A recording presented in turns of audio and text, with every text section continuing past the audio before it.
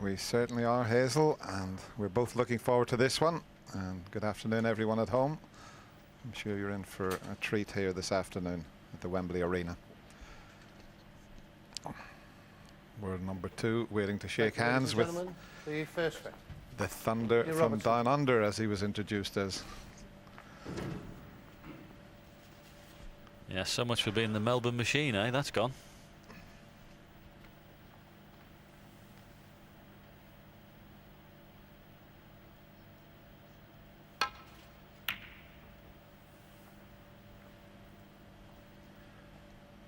That looks to be a pretty good break off.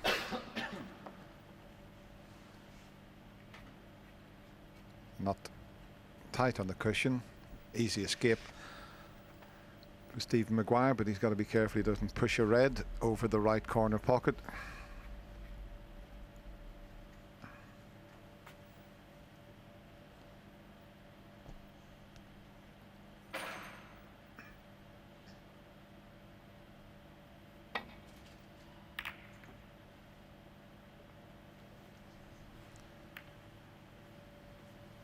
Well, that's not bad. Full ball cannon on the yellow would have left a long pot for Neil Robertson, because he refuses very little, but close to the cushion, not interested in the difficult long red. Same type of shot that Stephen played.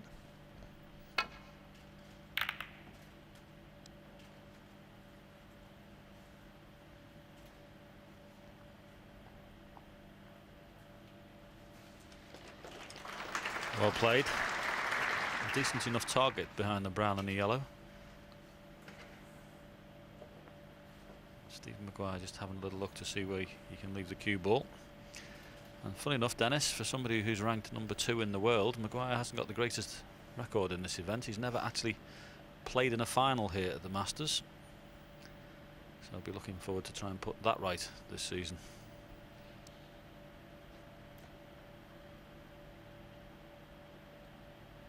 Yeah, he did look at sending the red back up the table and leaving the white. Just where he's coming round, put the tip of his cue. If he leaves the white there, he's just looking to see if he would leave that red to the right of the black potable. So he could well do that, but there's no easy path back to the baulk area. And that's why he's having to give this quite a bit of thought.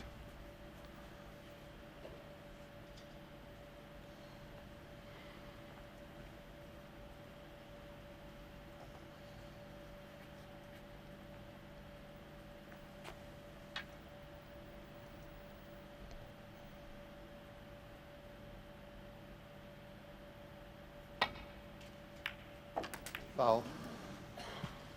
Neil Robertson 4. Well, that's one way of getting the white back down the table. Cost you 4 points. But he hasn't left an easy one. It's Foul. one of those situations, John, where Neil might be forced into taking on a long pot, and if it doesn't go in, he could put Stephen right in amongst the balls.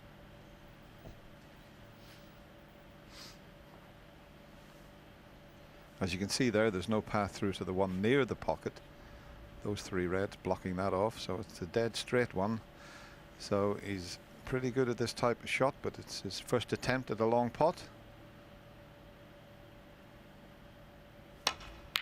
I like that. 1. Oh, has he run too far? Has he gone just a bit too far?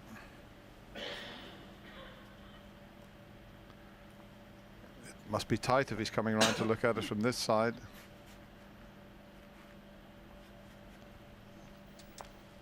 I think he can get to it, Dennis. It is tight. But when a player takes this long looking at it, it's generally the first impression is usually the correct one.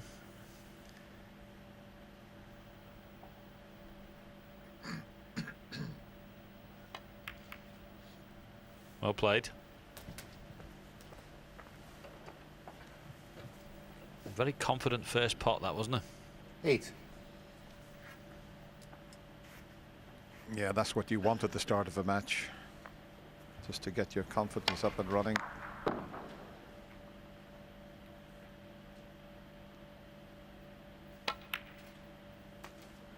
9. It's very difficult to pick a winner here, although, as was mentioned previously, Stephen Maguire's won 7 out of the 8 meetings. It's a different Neil Robertson we're looking at now. And I think in his interview beforehand, 16. Stephen Maguire was saying that he's back to playing more positively now. 17.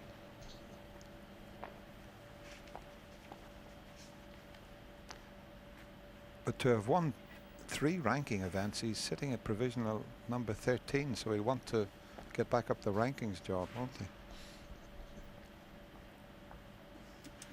Yes, won't be able to do anything about that here, of course. No ranking points at the Masters. All about prestige and prize money here.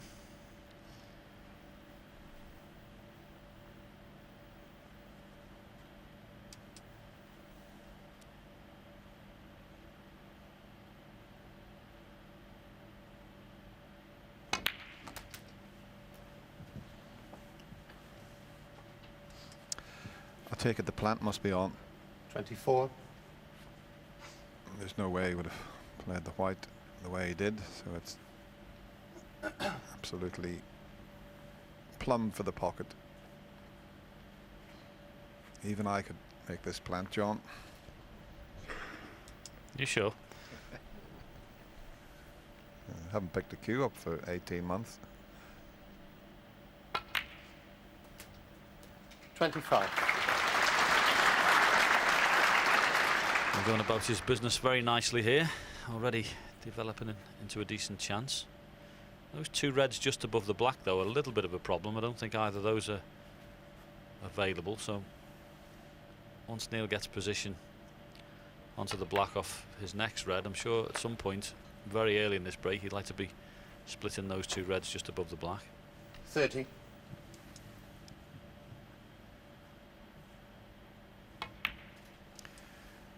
$31.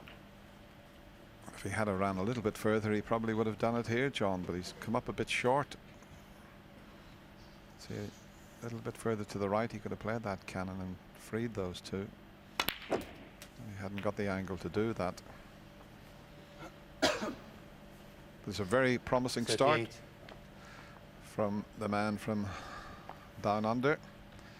Great to see an Australian back near the top of the game of snooker. Eddie Charlton for many, many years carried the Australian flag.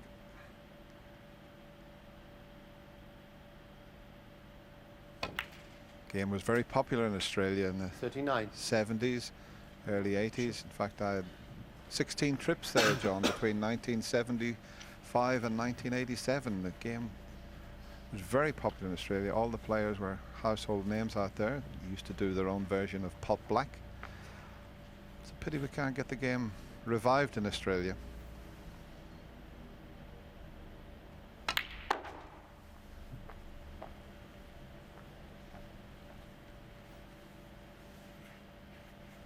$44.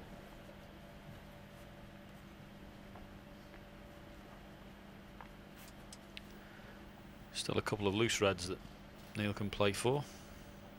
One he's going to pot next. He's just having a look to see, once again, trying to see an angle there. Those 2 reds he's going to need to split up at some point. And of course, the little cluster behind the pink spots are going to need to be moved. So not over the line in this frame yet.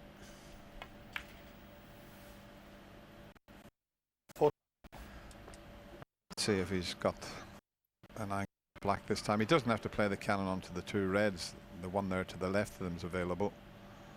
So back where the white is at the moment would do.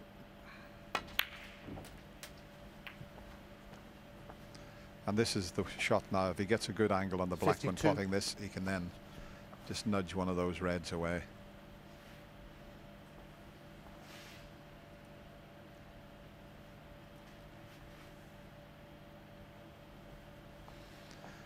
Yeah, if he just gets the white somewhere near the circle there, would be absolutely spot on. He could pot the black and just nudge the left of the 2 reds. He's got a bit of margin for error. It doesn't have to be in the circle, but the same sort of path for the black. 53.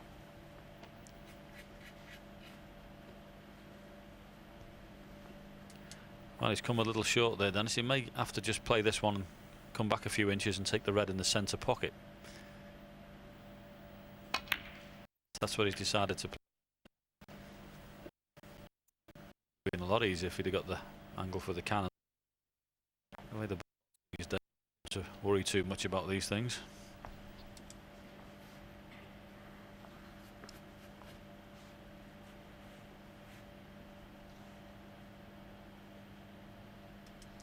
He needs red, black, red to secure the opening frame.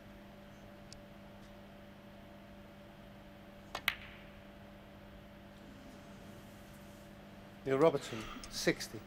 Well, a good 60, but it just shows you, Dennis, one of the things he couldn't do in that break, he just couldn't get the right angle on the black to shift those two reds. And of course the shot in the middle was a lot more difficult. A good start for Neil Robertson.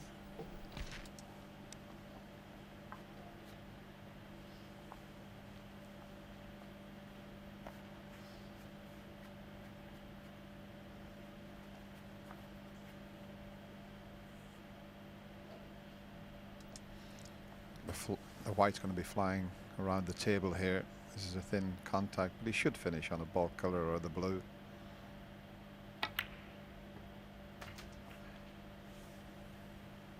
One.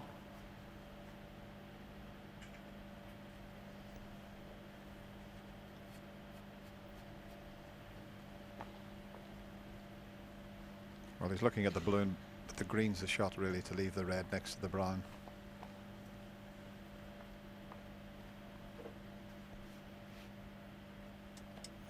Stephen's just checking to see if there's any plants that can be made, or really ideally, Dennis, of course, pot the green. It's not far off that. Pot the green, knock the red in a half ball angle off the blue, and really to come down into those reds off the blue's fine, or indeed off the green again. So it's a decent enough target. Just got to make sure he gets an angle on the next red.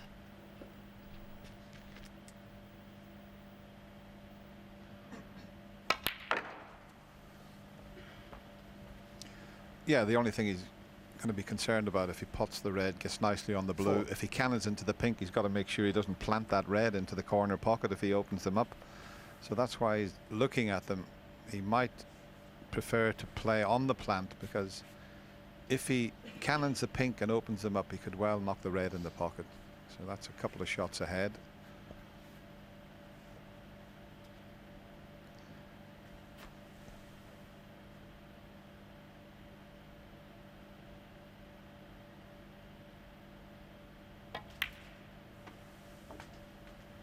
Five. As he left himself absolutely straight. He needs a bit of an angle to get back across to leave the plant. Well, the way he's played that, Dennis, he must think the plant is on, because surely you'd leave the cue ball shorter than that to get the cannon into the pack.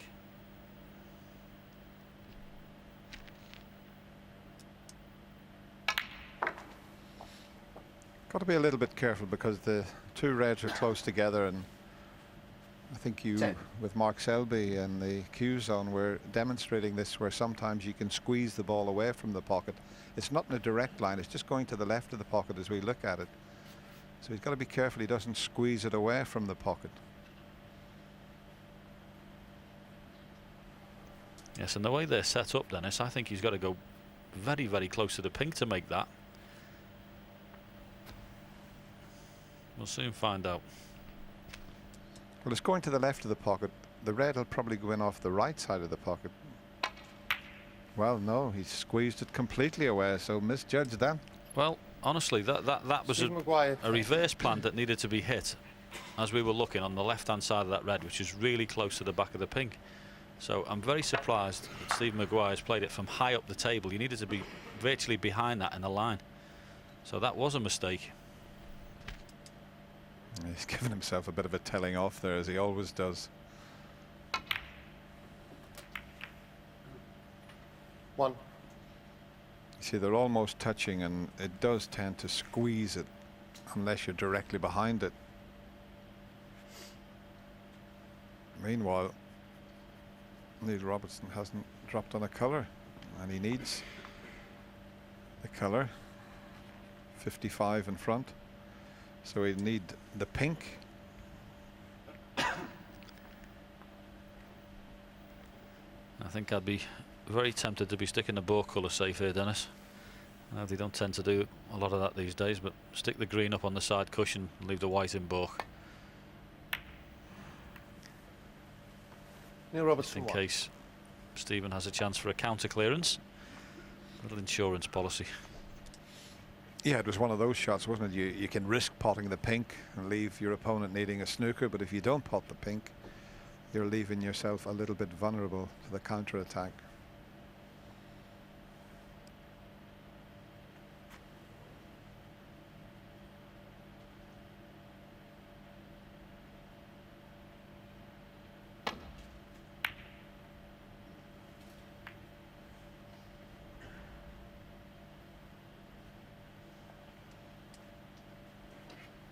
Surely the two reds are not a plant.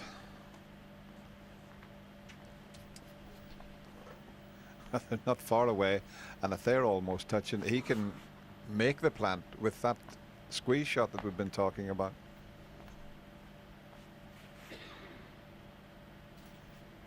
Now, has he worked out which side to hit the red on to make it into a plant? Yeah, well played.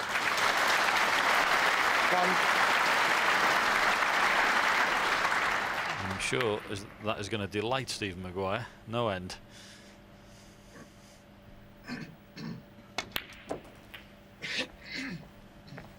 So a very confident start from the Australian. Breaker 60 early in the frame. And that plant needs to come. Has made sure he's won the first frame.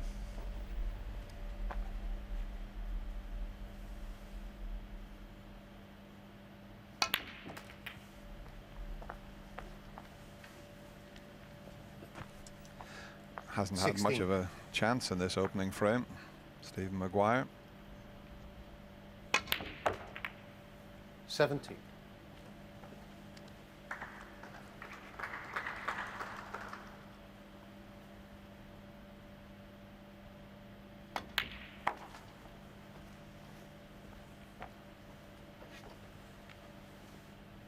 $23.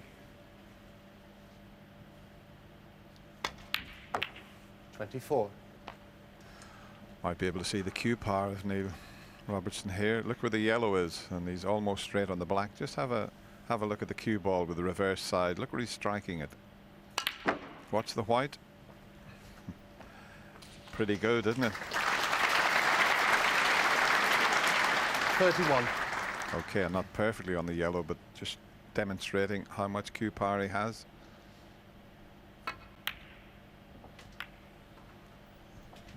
$33.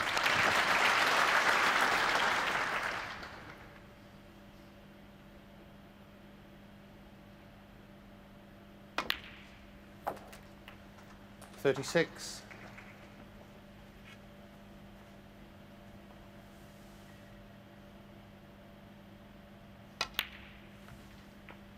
$40.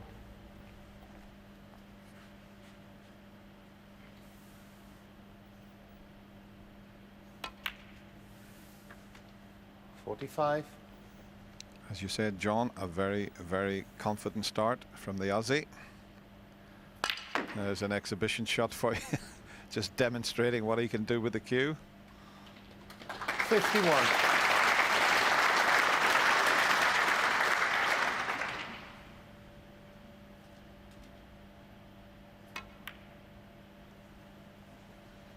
Well, what an opening frame from Neil Robertson. He knocked a long red in at the start, made a break of 60.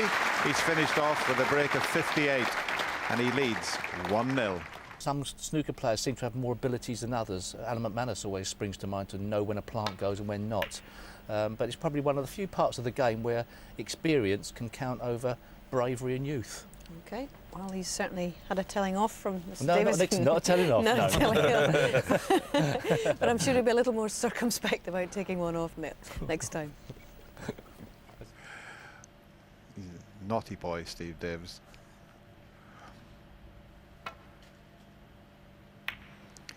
course, plants. Snooker players have always played plants, but it was the Canadians, Cliff Thorburn especially, when he came over, he was looking for plants all over the place. He was the Percy thrower of the snooker world. I was going to say, on the old set in the Masters, he had plenty of plants, Dennis. The amount of times I fell over them, I couldn't begin to tell you. Remember them? Walk back to your from the table to your chair. Yeah, you didn't reverse back. You always turned round to make sure you didn't finish up in the middle of the flowers.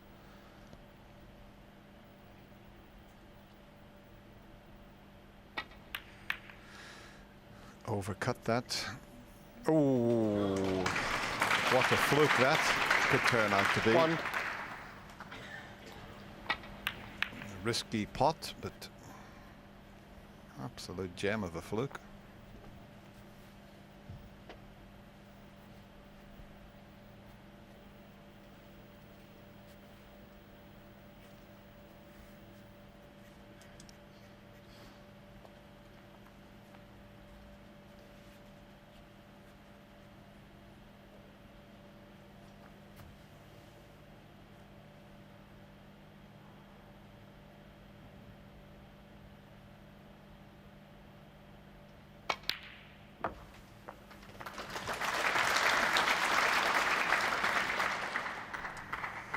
Beautifully struck that.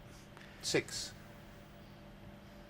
And I can assure you, Stephen Maguire will be trying twice as hard as normal after that fluke, because he knows shots like 7. that. You see that beautiful blue there. He knows when you get a fluke like that, if you can make a frame-winning contribution off it, it hurts your opponent twice as much.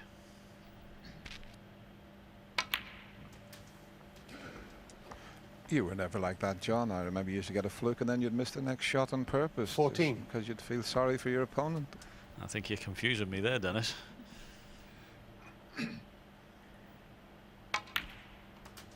15. It was always nice when you got one against Willie there, wasn't it?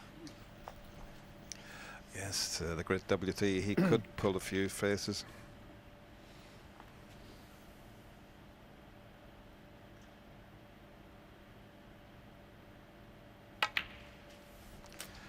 But you're right, you've got to take full advantage because you get enough bad luck at the game, so capitalize on your good fortune.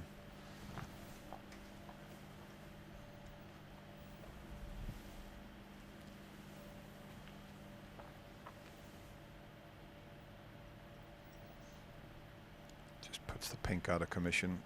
That's the only spot available for it, directly behind the 21. reds in line with the black spot. Well, if you can hold off this red for a half ball angle on the blue, the pink might be coming back 22. into play sooner than you think. Hit the top of that apex, plenty of force. Play. Screw the cue ball out to the side, Dennis. That's the one. He just had a look at the pack. He made sure there's no plants on because you don't want to cannon into them if you're going to make a plant. So let's see if he plays with a lot of bottom and screw. He did. That's why the white stays in the middle of the table. Terrific shot. 27. We'll have to get Stephen Hendry and Steve Davis together and talk about who was the first one to play this shot. Stephen Hendry, I think, thinks he was the first. Steve Davis thinks he was the first. Both of them are show-offs, Dennis. 28. But this is developing into a very good chance for Maguire. Enormous fluke at the start of it, but he's taken these very well. Position's been excellent since then.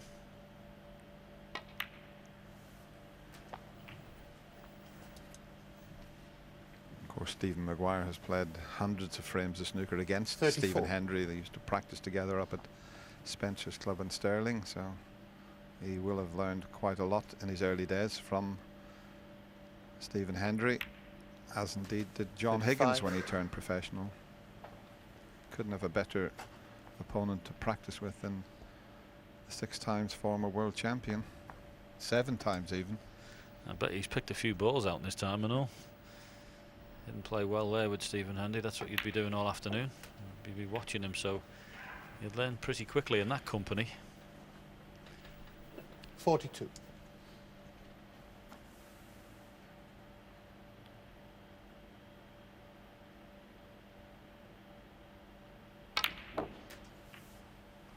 43. Well, both players showing how well they're cueing. Neil Robertson, break of 60 and 58 in the opening frame. Stephen Maguire, first chance he gets, although it was the aid of a fluke, is cueing very nicely.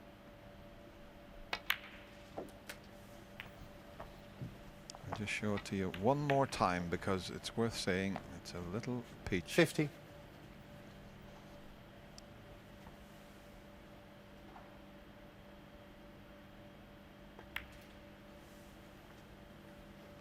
$51.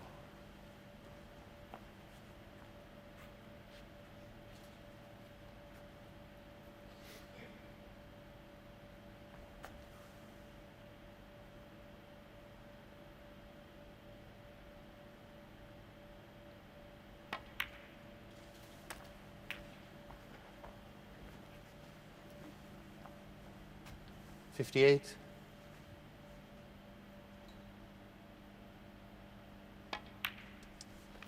$59. John Higgins is still in line for the £10,000 prize for the highest break. He made a break of 140, which will take a bit of beating.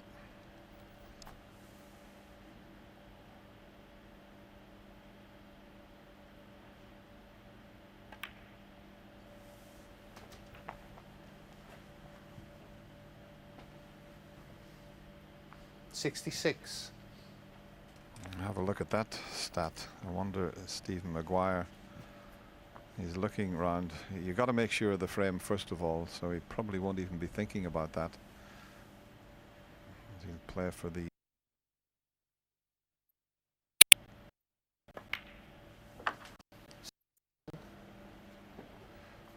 so this pink will make the frame safe, and if he does his arithmetic, he could equal John Higgins's 140.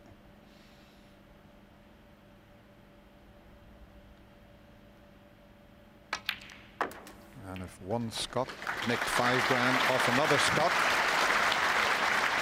they're good mates, but he wouldn't mind nicking £5 grand off John. No, that's true, but be some effort with that red up near the balk area as well. 74. You can see Stephen getting the next 4 blacks with these reds that are along near the top half of the table, but it's going to be some feat to get that red down in balk area and get back for the black.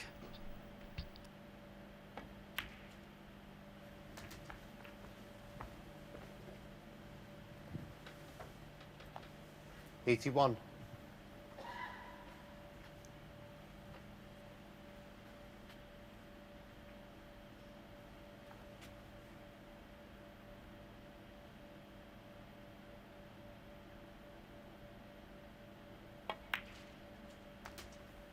$82.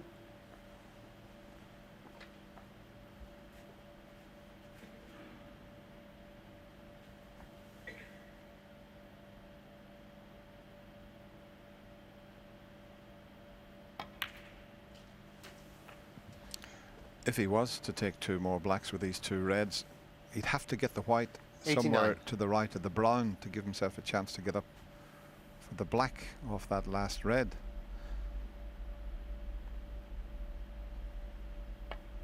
And I'm sure Stephen Maguire is well aware 90. of how many he can make now. Might try and get on that red this time, John, do you think? Well, does it pass the green? That's the question I'm asking myself. If it doesn't, it's in a seriously tricky position, because it certainly doesn't go past the brown in the other pocket.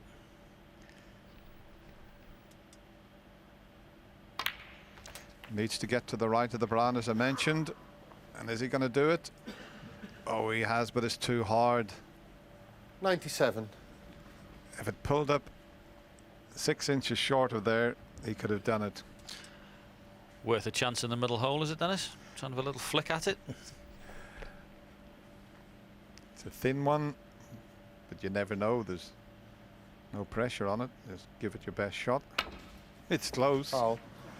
Ah, the white went in. Neil Robertson 4. What a shame. Stephen Maguire But didn't he do 97 well? He on the started frame. the break with a fluke, and he carried on and won the frame with that magnificent break of 97. We're all square, 1 each.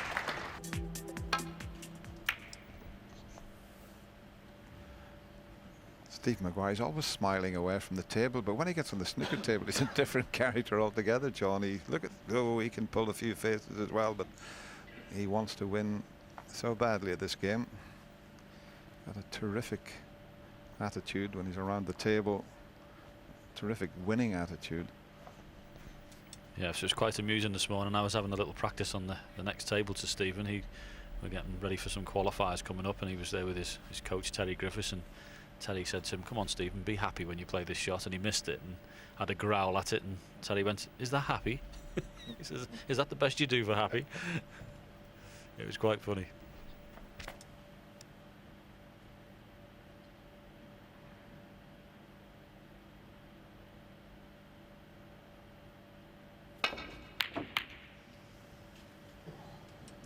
Not again. Oh, well, he's had second prize there. He almost fluked it, but look where the whites finished up. Red over the pocket, white in behind the yellow. A little fortunate there. Neil's having a look to see if he can clip one out of the pack across and hit that red, but I'm not so sure there's a path for that either.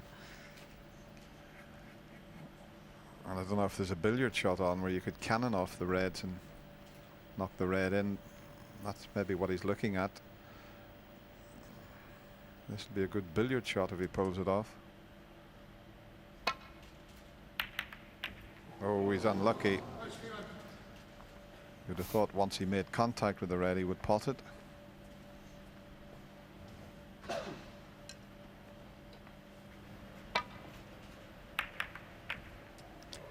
Yes, very good try that.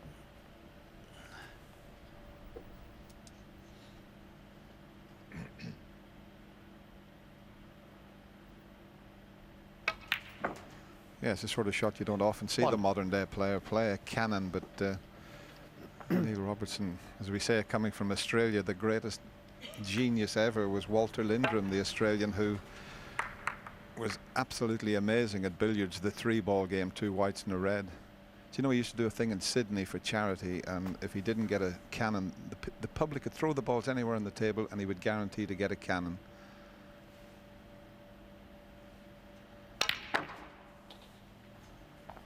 Played at Buckingham Palace for King George as well, did Walter Lindrum. Yeah, stories are legendary, of course, wasn't there? Somebody who played in a challenge match one time, Dennis, and all he did for 3 days was go home and get showered and changed and come back and sit in his chair. Didn't get a shot for 3 days, kept sitting there reading the newspaper. I think that was when he got the 2 balls jammed in the corner pocket and kept playing cannons. Yeah, it wasn't particularly riveting TV, but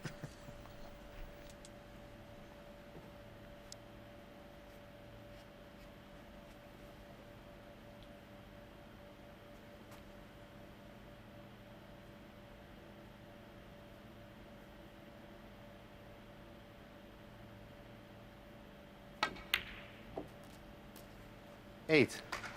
that was very well played. Excellent cueing from Stephen Maguire. And not easy off the side cushion like that, but cued it beautifully. And whilst this black can be missed and isn't completely straightforward, it is offering an angle to get the cue ball out into the table, and it will be a good chance if he knocks it in.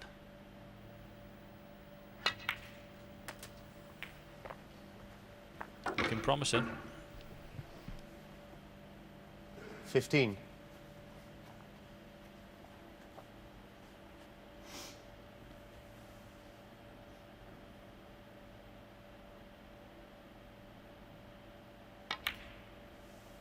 $16.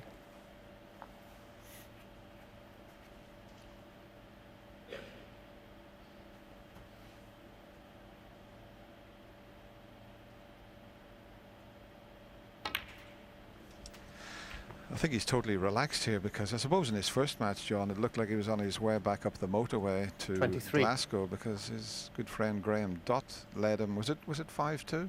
5-2 is correct, Dennis, yes, and he didn't play particularly well in that match, but as ever, he hung in there, gave it all he got, and a couple of frames turned round, and Graham Dott, from certainly playing better than Stephen Maguire, couldn't get over the line. So you know what it's like, Dennis. You've had a bonus. You're still in the tournament, and you can't wait to play after that, because for all intents and purposes, he was on his way home.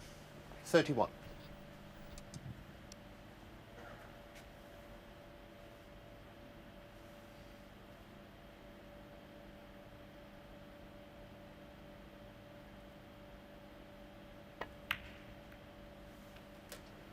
32. Well, there's a red at the back, and to the left of that bunch of reds is available into the same pocket as the black. You can see there, he just screw back behind that.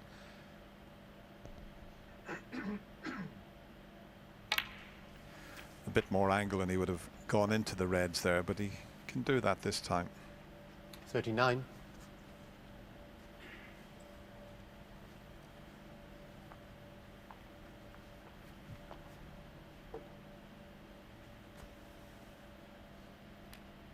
He has looked at the possibility of getting on the pink.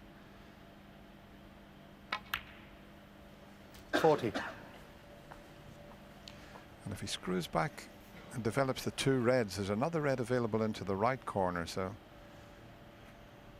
you'd think he's bound to leave himself on a pot here if he gets the cannon correctly.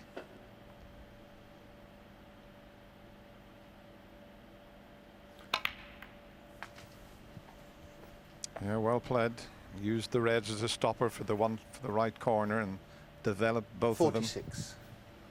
So it's just one chance at the moment, John, by the looks of things. Very high standard in the scoring department. Stephen has the option here, of course. He can play on this and leave an angle to go and split the pack up, or once again play for the loose red that's near the cue ball now. So these are all the decisions 47. you have as a top class professional. May decide to try and play a cannon on the outside of that little cluster, the one on the right hand side. If he just gets that 3/4 or full ball, he should open it up and leave the back red into the top left hand pocket. So there's that option as well. Yeah, that's the shot you mentioned, John, there. If he cannons that one, he'll really develop them. I think that's the shot he'll play as well.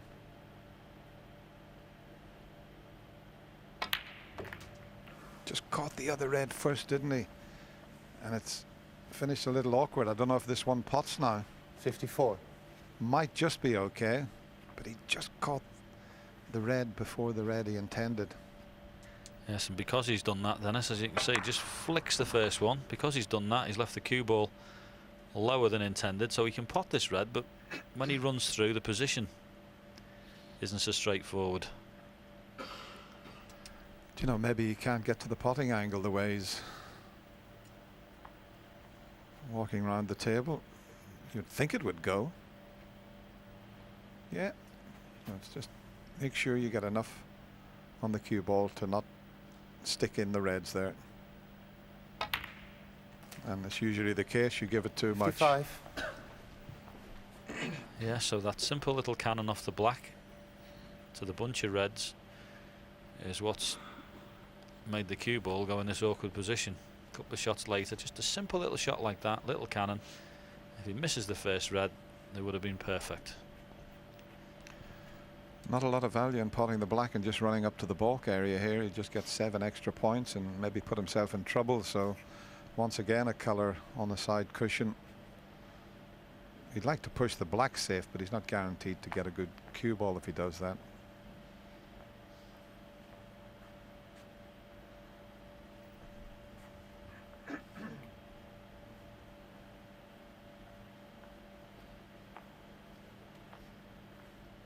See, at this standard, John, 55 breaks not enough. Showed yesterday on John Higgins against Ding Junhui. Black ball. Ding made a 72 break and looked like he was going to lose it. Pinched it on the black in the end.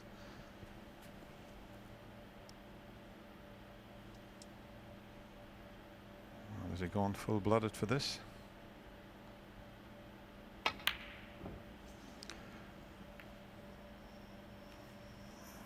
We'll be hoping that Stephen this Maguire, one's into an awkward 55. spot here, and it hasn't.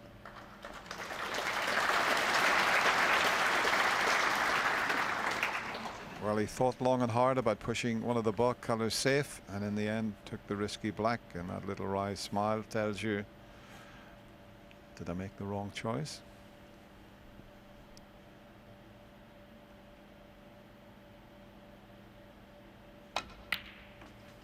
One. Game is just so aggressive now, Dennis. Shots like that, I'm sure, a few years ago, as you well know, and probably yourself actually, you'd have been pushing a ball cut on the side cushion safe there and saying, well, I've got a 55-point lead. But they're so aggressive in their play now, and I don't blame him in the slightest for going for it. If he feels like he's going to pot it, that's his decision. But of course, if you do miss it, you have to face the consequences.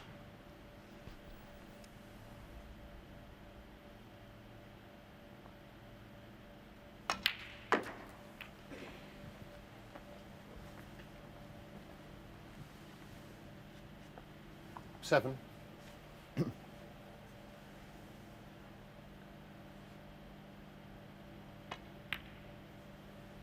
8. Yeah, it's very easy with hindsight, isn't it, this game? But usually the first shot you see when you come to the table, John's the correct shot, isn't it? And then you look at things, and most of the time the first shot you see is usually the correct shot.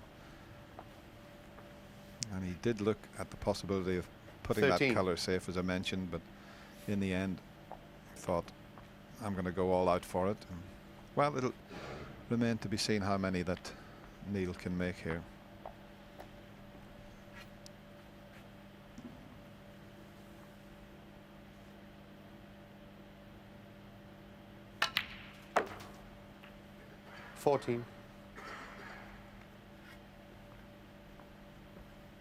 But he really is striking the ball beautifully. Even that shot to get the right side of the blue, just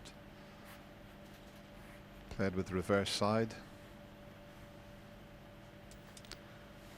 Yeah, seems to have a decent enough angle. And we were talking earlier, Dennis, about Stephen Maguire happy to still be in the tournament. Well, there's a few frames in the match with Neil Robertson and Stephen Hendry that could have gone the other way. So Robertson produced some very high quality stuff in that, amongst some surprising misses. It was a funny match. But he too can be happy to 19. still be in this year's Masters with all to play for.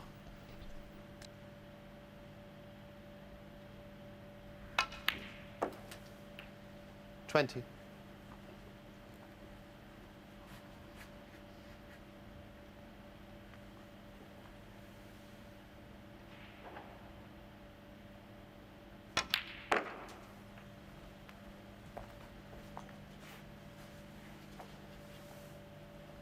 $26.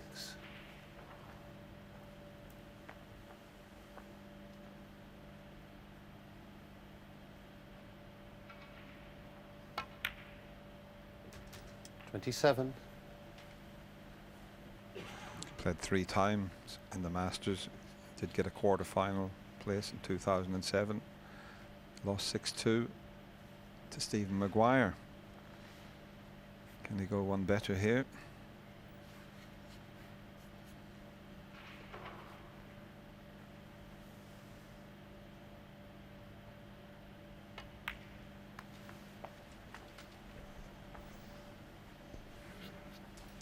And as ever, at this level of snooker, 32. it's not about winning the frames you should win. It's about winning the frames you shouldn't. And Maguire looked like he was in complete control. And if Neil Robertson can steal this one, it will be a body blow to Stephen Maguire. 33. Neil took the chance there to develop that red further. The only problem with that is he hasn't got the correct angle on the pink to leave the red for the middle pocket. So he really could have done with a sort of a half ball contact. It would have brought the white into a better position on the pink. If he takes the pink to get on that last red, he's got an awful long way to travel. This is sort of a shot you would play in an exhibition. Yes, he's got to miss the middle pocket and hope the cue ball goes in between green and brown, around off the angles, back down the table again. Having a look at the angle there, Neil. Side cushion up through the balk area between green and brown, maybe. 2 more angles and back down the table.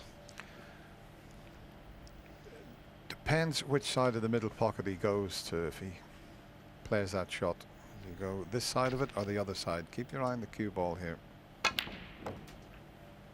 It's a pretty good effort. And the pink's not going to be hampering him when it goes back on the spot. That's a great shot. I say the pink's not going to be hampering him. It is. Can you believe it? He's travelled all that distance and finished up snookering himself. Very unlucky. I thought there was enough pace on the white, and there wasn't.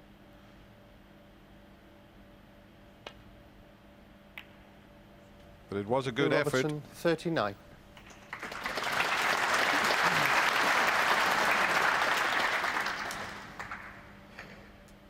Yeah, it was a good try. He took the cue ball between yellow and brown there, Dennis, instead, which gave a wider angle.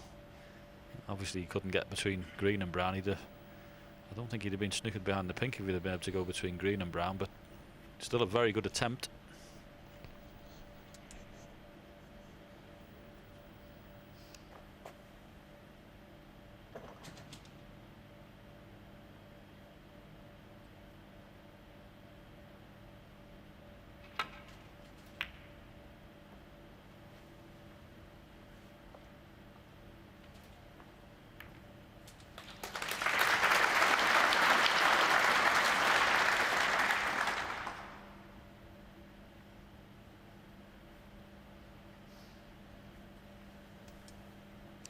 Just dead weight here because the black's blocking the path across the table, so not a lot of risk with this.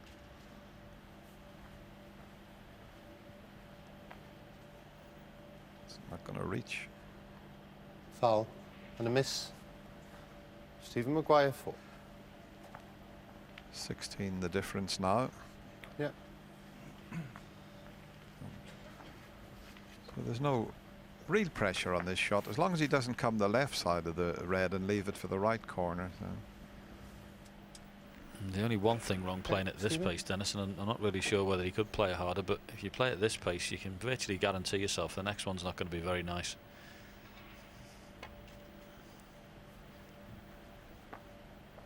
It's not going to reach again. He needs to Foul and a miss. go nearer the Stephen middle Maguire pocket 4. with this escape because it is skidding slightly, so he's got to just readjust. Okay.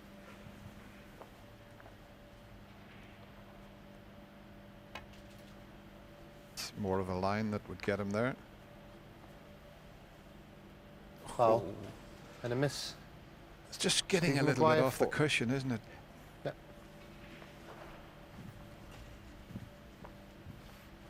See, if he played it with pace, it wouldn't skid quite as much, but he's got to get a bit closer to that middle pocket.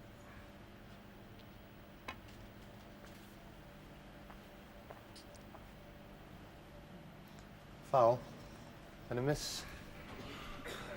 Stephen Maguire 4. Well, there was very little between red and white there, wasn't there? Yeah, but from a simple looking snooker like this, he's had 4 penalty points, and if he misses this time, he's going to need a snooker. Is he going to drop in behind the yellow? Is he going to drop behind the yellow? No. So that snooker, as you said, John, was a pretty straightforward one. He couldn't get out of it 3 attempts, so it's cost him the frame virtually. This red. And Stephen Maguire goes into the lead.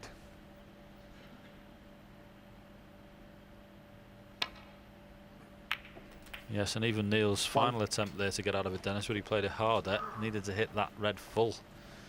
But of course he's clipped it and knocked it over the pocket, so it's 2-1 Maguire.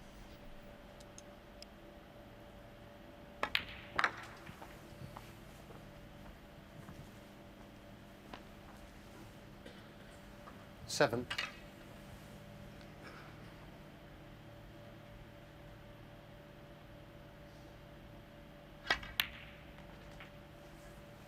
Thanks. 9.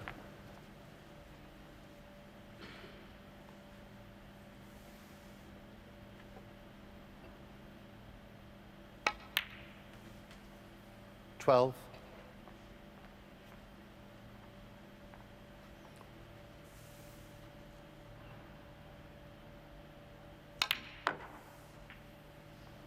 16.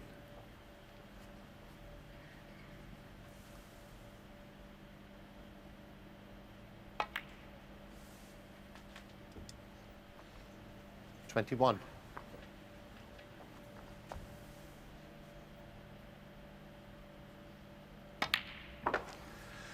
So in the end, that early break Maguire. of 55 was enough to give Stephen Maguire the frame, although Neil Robertson did have his chance to come back into it, but he couldn't escape from that snooker. It's 2-1, Stephen Maguire. It's pretty close as we head into the last one before the mid-session interval. Hazel, you're not going to predict another last frame decider. She's off again. Thanks. She said, oh. What did Stephen Maguire, did he clean his hand on Jan Verhaesen's jacket there?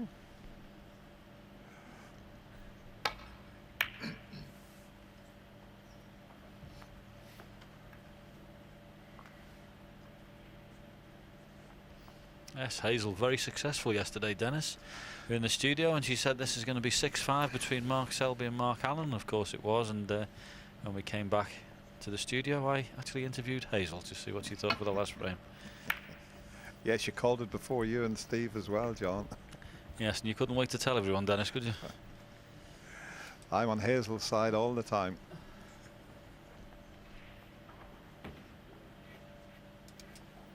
Good safety from Neil Robertson there. Stephen's just coming to have a look. He can hit this red, of course, but he's wondering if he'll promote the red next to it towards the corner pocket.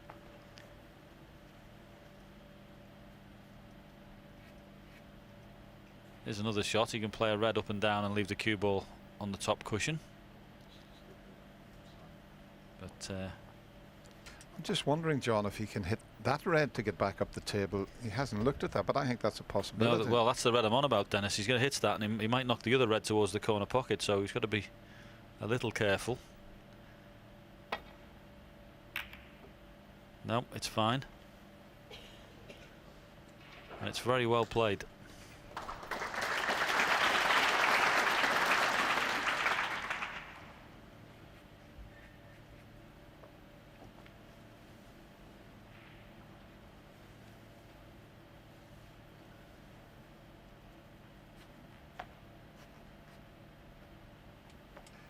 Got to get this one right. He's playing off the side of the pack and get through the gap.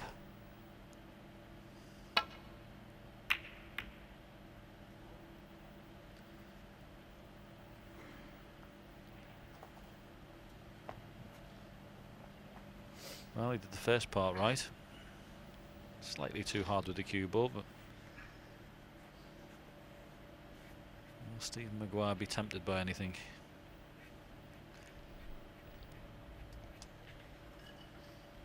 Yeah, the black's out of commission at the moment. Well, that would be a very delicate shot if he could pot the red and hold for the pink for the right middle.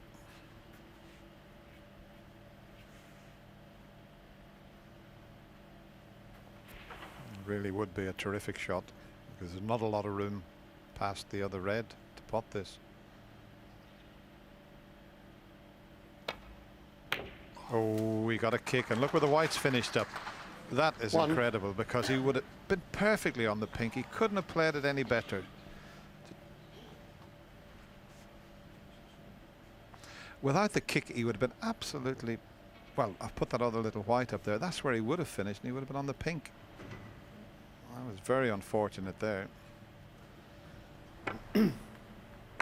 Yes, not only got the problem now of hitting a colour, he's also got to try and cover the red. It's over this top left-hand pocket, so it's a case of maybe playing the green, Dennis, and hoping you hit half ball on the right-hand side, because if you hit that green full, I'm sure you'll be leaving the red up. Yeah, I think the green's the only choice. I mean, he could come off the top cushion and just nestle on the black. He might leave everything safe if he does that. But the green's in a position. Thank you. Green ball. You're playing to sort of shoot the white into the corner pocket. There's a sort of a line, and you hit the cushion, and it's the sort of thing you do lots of times when you're practicing. You know the angle, so it's sort of a line through to the pocket. Yes, he's just weighing up what part of the green he can hit. And as we look, he needs to be hitting the right-hand side of it, so the cue ball stays over there.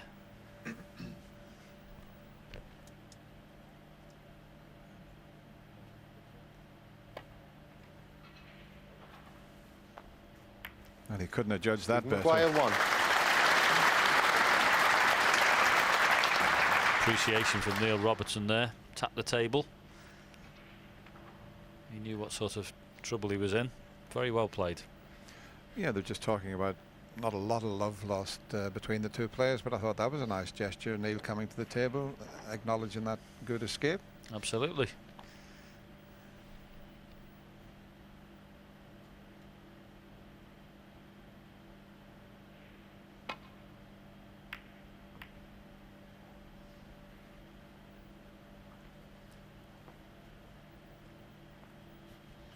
Neil staying there to have a look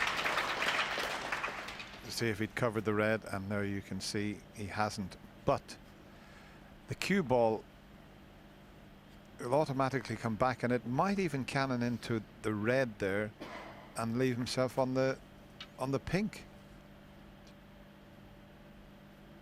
If he cannons that red, he would be on the pink.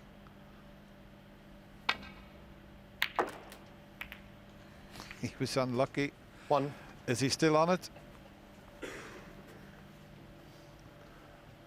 That's what he attempted, and maybe, just maybe, no, he's not on the pink, so it's a straight blue. That was a good effort, though.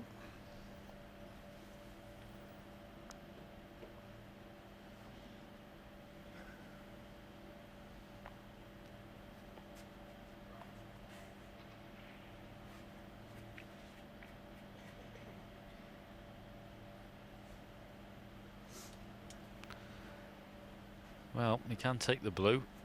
It's a good test Blue of his ball. cueing. And of course, if Stephen Maguire didn't refuse that black off the spot in the earlier frame, Dennis, I don't think he's going to refuse this one.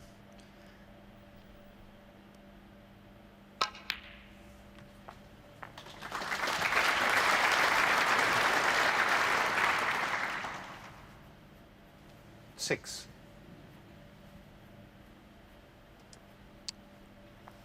He's just having a little think about which colour to play on. He's thinking, if I play for the pink, is the pink going to be tied up? Looks as if there's a red maybe on the pink spot. Not sure which red sitting on it. Yeah, there's a red covering that pink spot, so you see, there's a great spot, but I mean, that's, he's thinking shots ahead. If he could get on the red above the black in such a way, he could pot that red, cannon the 3 reds away, free the black. But shows you how far a player thinks ahead.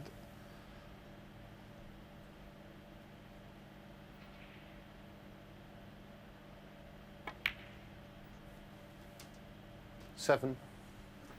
Yes, tried to leave himself the angle on the pink to pot this and stun through the gap. There's a couple of sets of 2 reds there. If he can pot the pink and come through there, he can leave himself high on that red you mentioned next to the black spot, Dennis. Has he got the angle on the pink?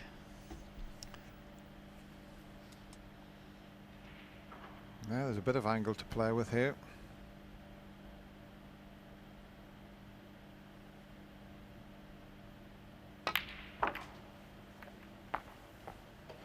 Obviously couldn't play to get on the red. He did have a look at the one above the black, so at least 13. he's cleared the pink spot area, so we can concentrate now on the pink.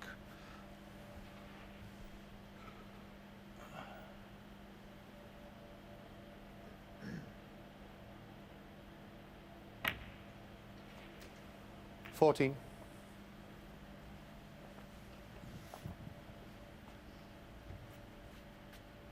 Yes, when the balls are like this, Dennis, it's like solving a puzzle, isn't it? Everything's a little bit awkward and balls are tied up, and said it on numerous occasions in the com box. It's players all different and all go about it in different ways.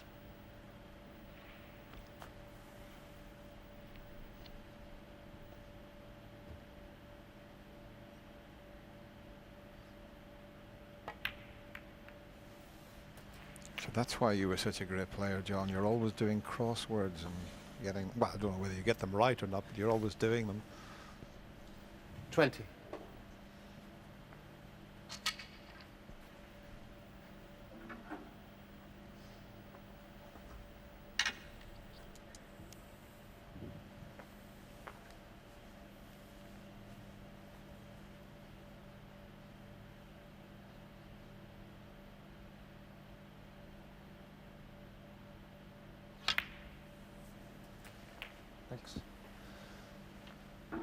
21.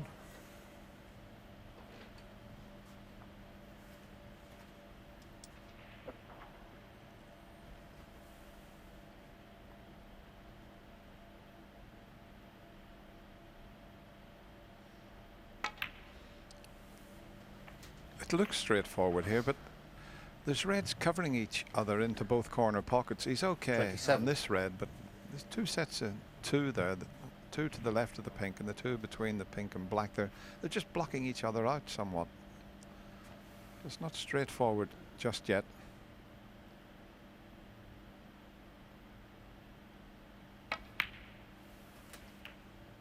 $28.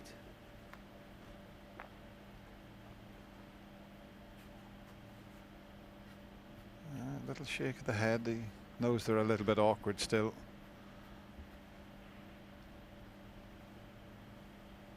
He's back looking at that red above the black. Could he possibly drop on it this time? He's either blocking each other somewhat there. He has, if it comes far enough. Well, he's got the two reds as well, but he gave himself options there, didn't he, John? If he comes a 54. little bit further, he can play that red. He's got the other two. Played it well. That was a very, very good shot and well controlled. And as you say, Dennis, give himself the possibility. Three options there where he played that. 35. And he's looking in very fine fettle to me, Stephen Maguire. He's got that look about him, that eye of the tiger that he has when he starts playing properly. He said it in the last tournament. I think Steve said he looks like he wants to eat the balls. And he's starting to look very dangerous. I think 2004, 41. when he won a couple of ranking events, he played some of the best snooker I've seen in a long time. One of those matches in the UK Championship, he beat Ronnie O'Sullivan, and it was certainly one of the best half a dozen matches I've ever seen in my life. And Maguire was in serious form then in 2004. And he's been gradually improving and getting back to that level of play.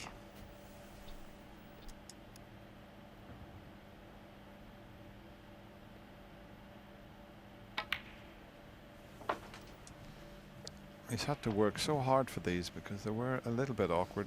They looked as if they were 48. fairly easy, but they certainly weren't.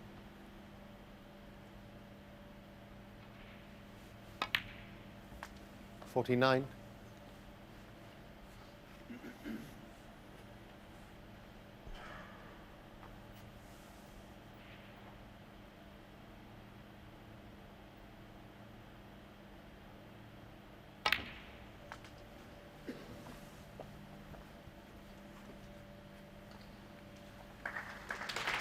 Edging 55. closer towards the winning line in this frame, just glancing at the scoreboard, working out how many he needs and whether he has to try and develop a couple.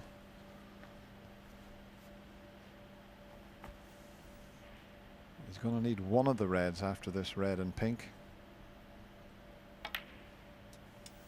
Well, as long as he 56. leaves himself an angle on this pink just to run through. Well, he has a choice here now, Dennis, of course. He could play the run through and disturb some of those reds. I'm just wondering if he's left too much angle, John, to cannon in even to the red near the black. That was a misjudgment with the position there. Yes, because that red above the black does pop from the other side, but hasn't played on it.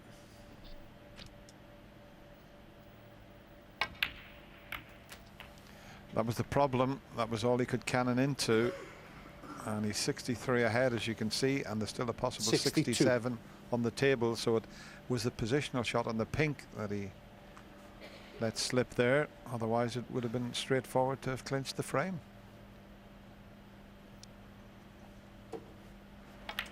Yes, I don't know why he hit that one quite so hard, because if he potted that, left it, the pink in a straight line, drop it in and loose red by the black spot, and he'd won the frame.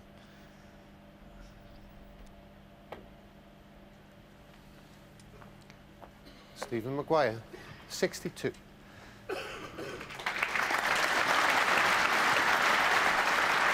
Very good 62 though. He's always talking to himself, Stephen. And he knows he should have been on his way to the dressing room now for his cup of tea. And a chat with Terry Griffiths.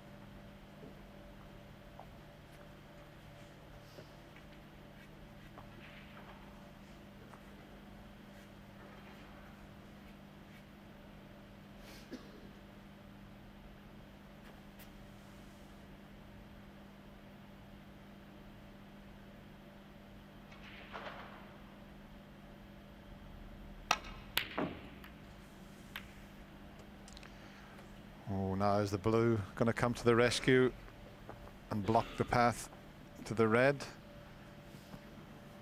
He's been fortunate if it has.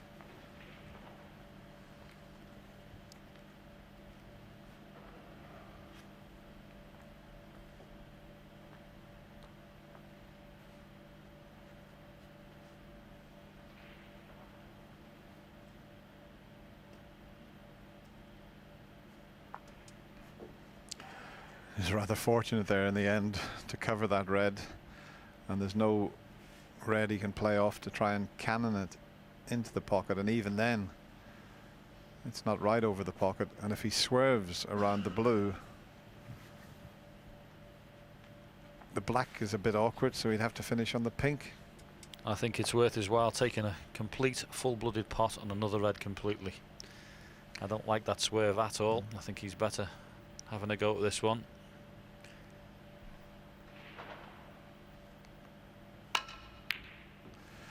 Yeah, I think we're heading to the mid-session interval. Oh, hold your horses. Where's the red going? No, not me. No, not me, mate. Yeah. What Neil Robertson said. I'm sure there must have been a Struth in there somewhere.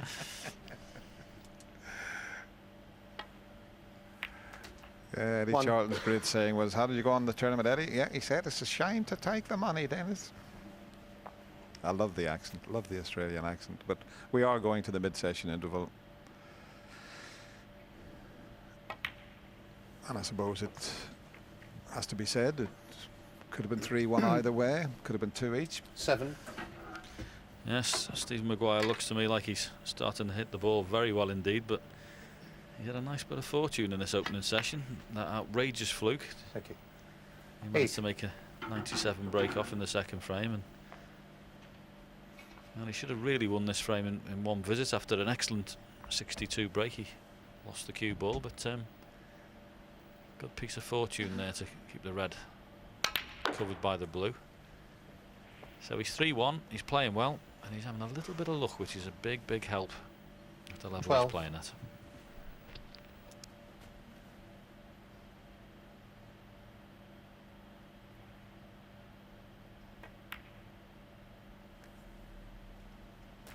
Thirteen.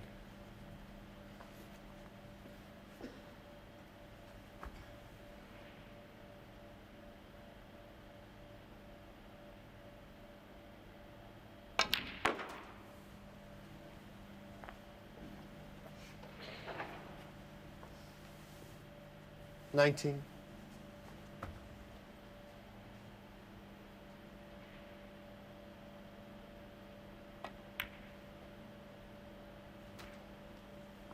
20.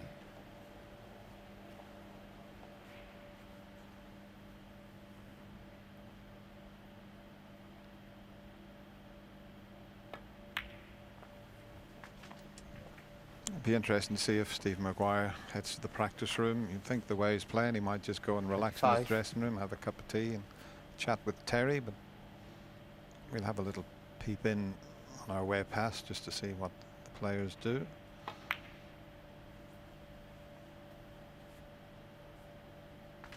$26.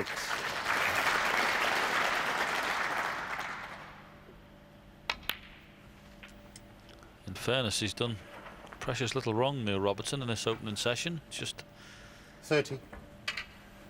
very high quality stuff. 32. Tough at the top, Dennis.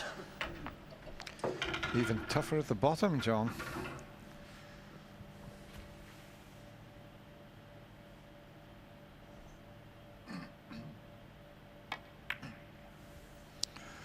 No 32. clearance, but a very high standard of play. Stephen A couple of Maguire. 50-plus breaks, a couple of 60-plus breaks. The highest, a 97 by Stephen Maguire, and he goes to the mid-session interval. He'll be very pleased to lead 3 frames to 1.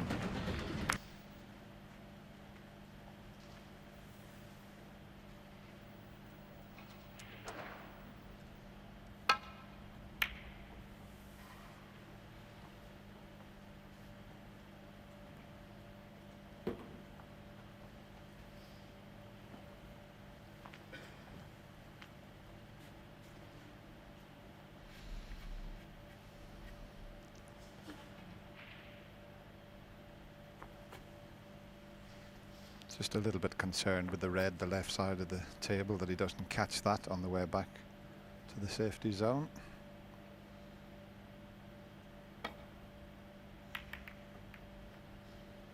Just about missed it.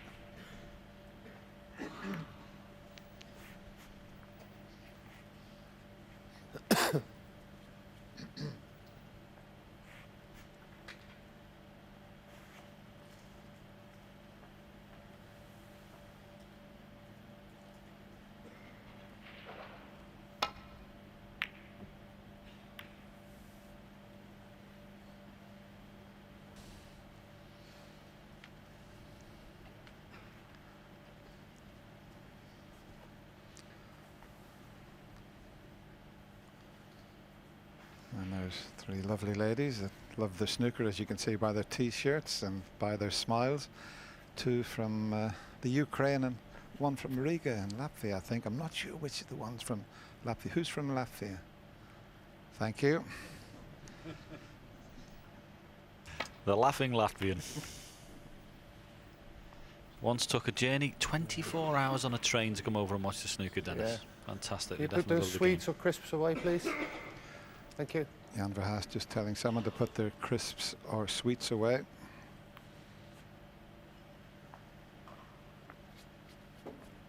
Just having another glance round to see.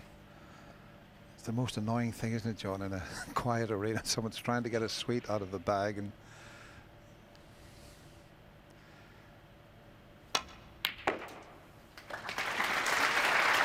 Oh, that's a great pot, and once again, very unfortunate. Superbly struck. Stunned and runs the cue ball through in the one spot that he can't have the black. Really good cueing that was. Unlucky.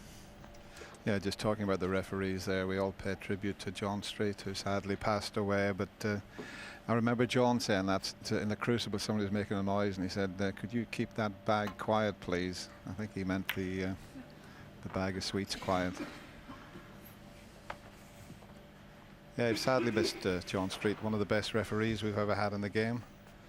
Lovely man, Dennis. Lovely man.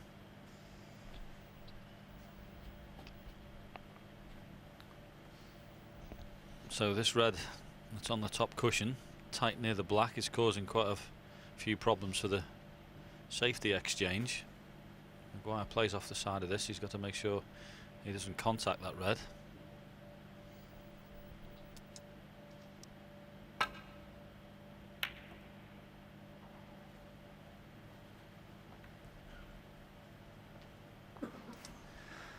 In fact, I think we've had more safety exchanges in this frame after the mid-session interval than we had in the whole of the first 4 frames. Players seem to get in early on. Well, the way they were playing, they were winning the frame virtually with 1 visit.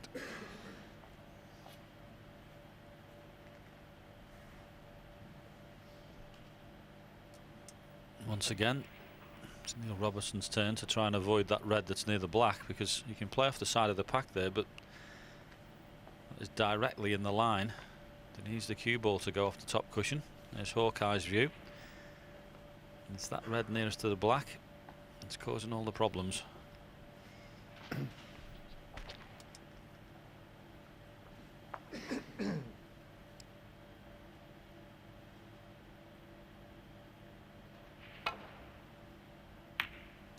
And the white's close.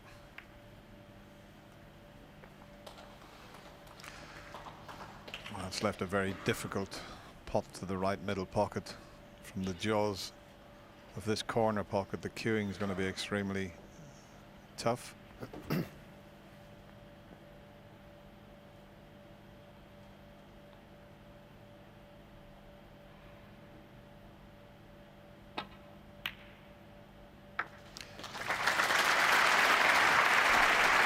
Now we go on about long potting in the game, Dennis, and being much improved, but I think that's the one area of the game that's improved out of all recognition.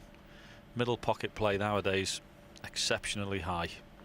That was another great example of it. I mean, where the white was, right in the jaws of the pocket. You can't cue the ball any better than that.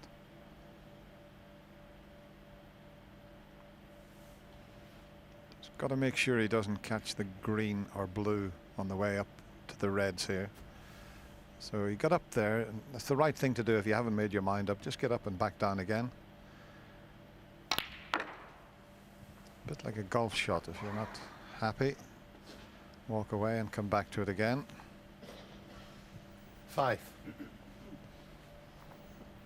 Black back on its spot would be a big help here. Might, well, he's got 3 reds to go at there. They're in a line, but see, if he leaves the white there, he can get the black back on its spot, and that would give him a very good chance, because the pink's out of commission.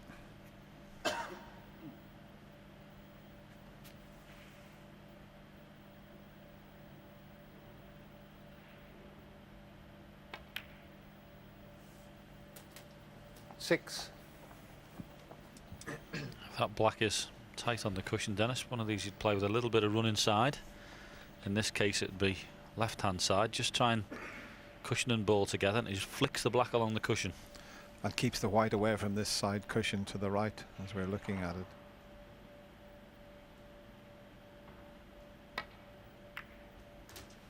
Played it with the other side but still had the same result. It's just amazing, Joe. Some players would play that with running side, some with 13. check side. Yes, I'd have been playing it with the run in there off the 2 angles and out into the open, but same result.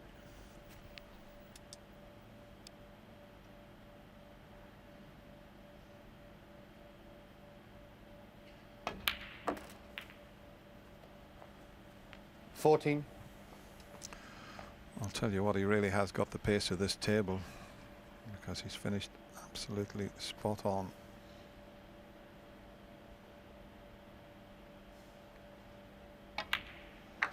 It's a very quick cloth. When you're cueing well, it's easy to control the cue ball. If you're off your game slightly 90. on a fast cloth, you can lose position quite easily.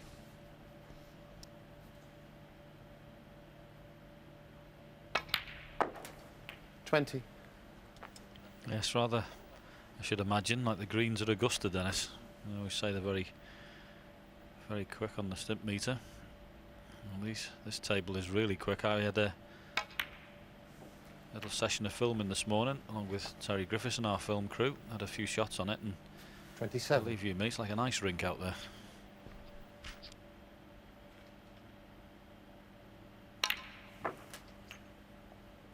$28.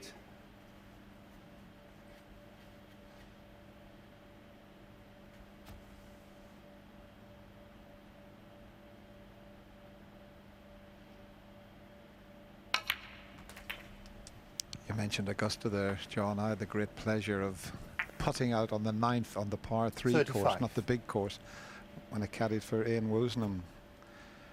They always have the par 3 day before the tournament starts, and Ian let me put out on the 9th green with the long putter. It was the most nervous thing I've ever done in my life.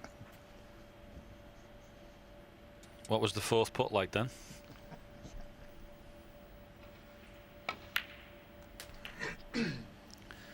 And he's already 36. showing signs to me that he means business, Maguire. Cue ball's under terrific control. And he's got that eye of the tiger.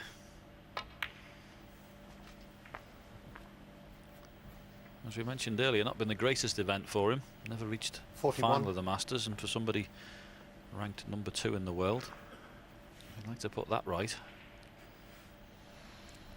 Yeah, his best form, wasn't it, was the year 2004, and then he had a couple of seasons where he struggled. But he is, as you mentioned earlier, he's back to his best now, John.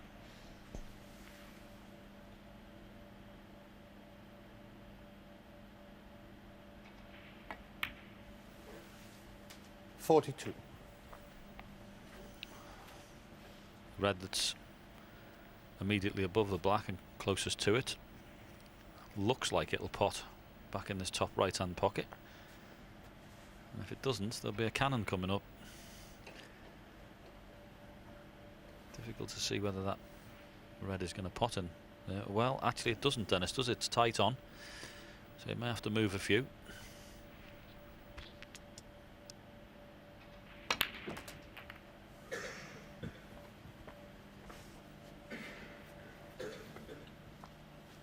.49.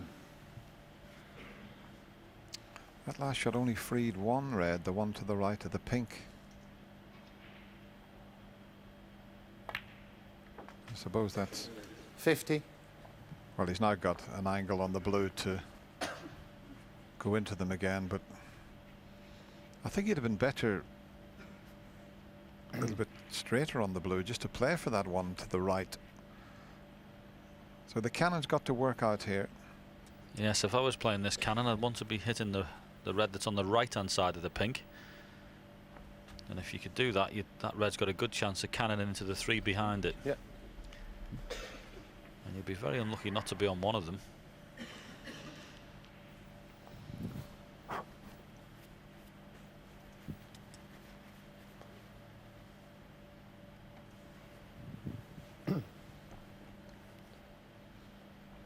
Yeah, as you mentioned, John, if he hits that red, it would knock the red onto the other 3 and develop them. But there's a little bit of element of risk this to work out perfectly for him.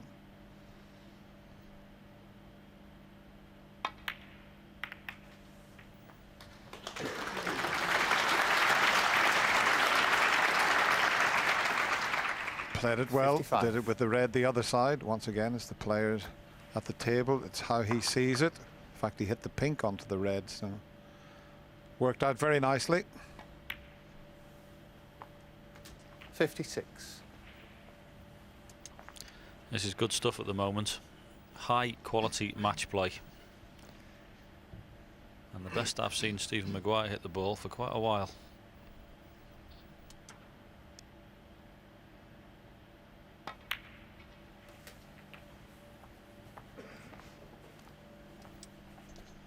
So not a lot that 63. Neil can do about this. He's just got to sit in his seat and just admire what his opponent's doing. It's not the sort of thing you want to be admiring, but that's why it's the toughest game 64. to play.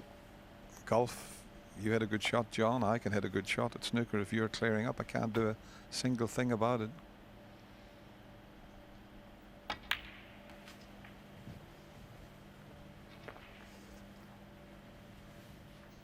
.69.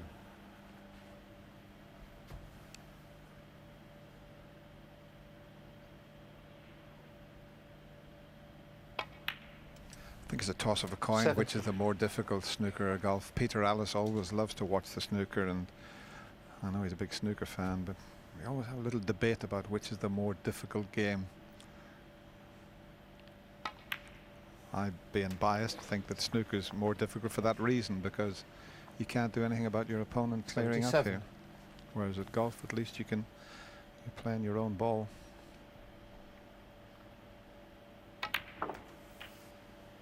.78. Well, when Stephen Maguire was 5-2 down in his first round match on Sunday against Graham Dott, you wouldn't have thought he'd be playing like this a couple of days later against Neil Robertson, because he's really 85. on fire, Maguire, at the moment. He's hitting the ball as sweetly 86. as he possibly could. Really good stuff.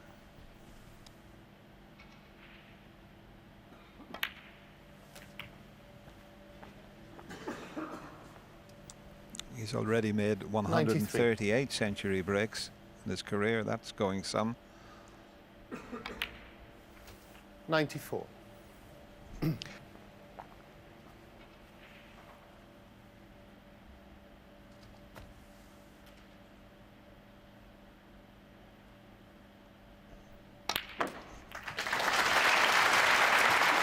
there you go. Century break, 139. 101. He's made 11. That's his 12th this season. He made 29 centuries last season.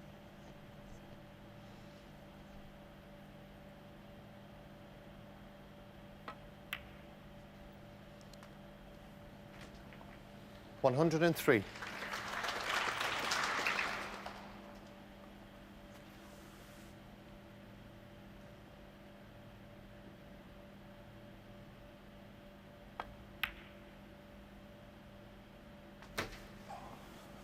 $106. Well, the interval hasn't changed anything. Stephen Maguire just queuing as well as ever. 110. Neil Robertson's just waiting to get a chance.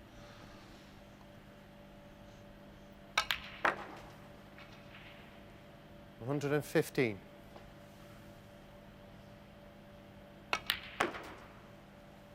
$121. That was an absolutely beautiful break from Stephen Maguire. Stephen Maguire. That 128 break takes him further ahead. He now leads 4 frames to 1. Thank you. Frame 6. Stephen Maguire to break.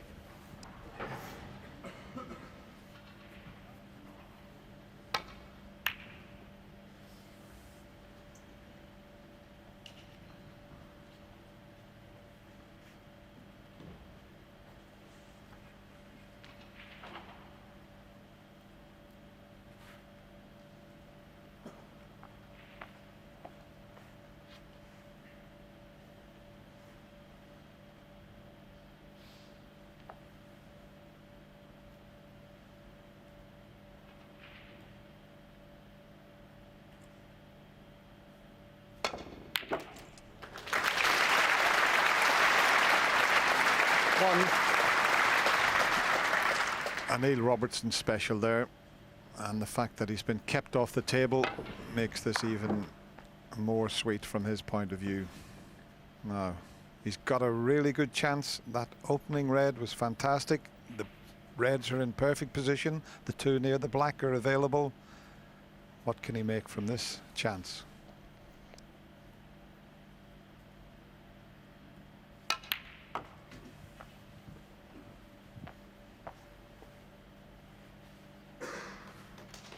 Three.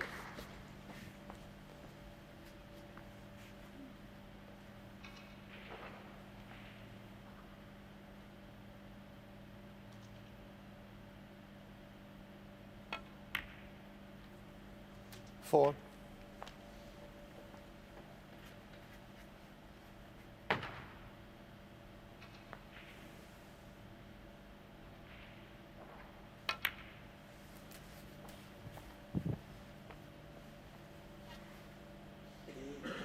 $11.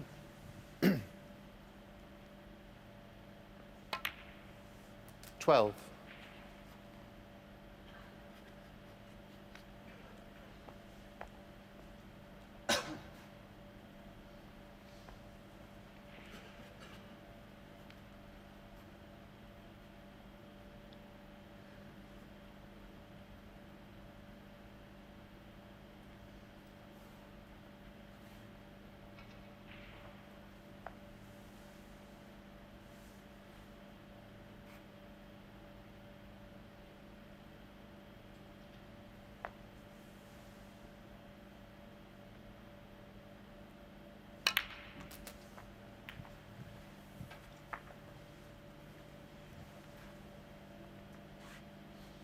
19.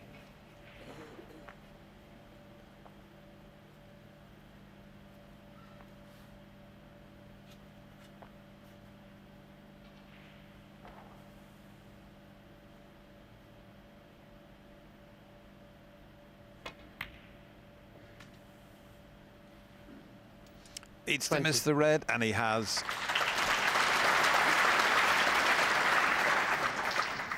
Very well judged here, just to slip round the back of that red.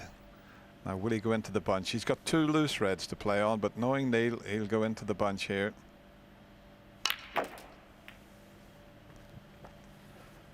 He may not be on anything, though. He's opened them up nicely. 27. He hasn't dropped nicely onto an easy one. And this is such a key frame now, John, isn't it? I mean, he's opened the reds up. He's got a 27-point advantage. And if it had have worked out that split there, it was a great chance, but can't afford to lose this one. 5-1 behind. You wouldn't give him much of a chance. They're not an easy bunch to go into there, but this is a key shot.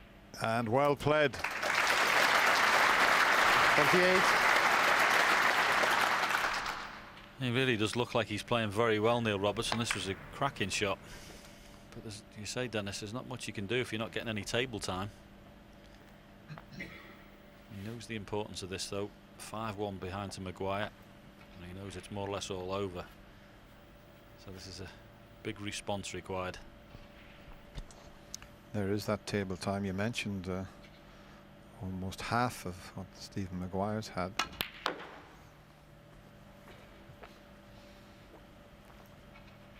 But that could soon change rapidly. 30. Yes, yesterday afternoon's match was an exceptional high quality contest. 31. Mark Selby versus Mark Allen, and I can assure you Mark Allen will never play that well again and get beat. He was fabulous yesterday. But Mark Selby, who's made a habit of winning final frame deciders here at the Masters, got home 6-5. Once again this afternoon, very high quality with these two players. Yeah, both sitting at 95%, as we've seen their pot success rate.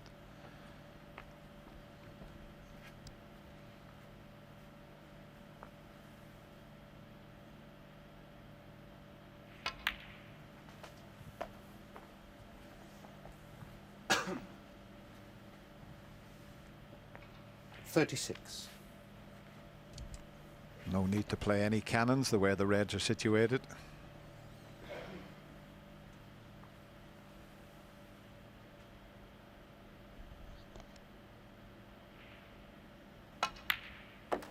$37.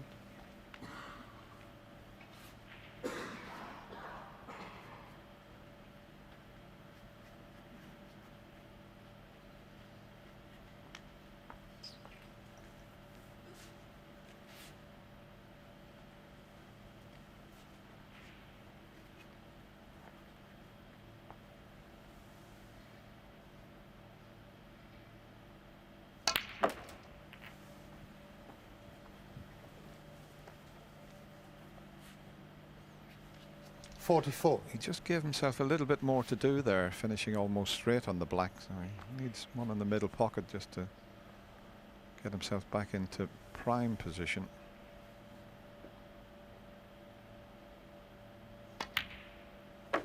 $45. That's absolutely perfect. Had to be that side of the blue.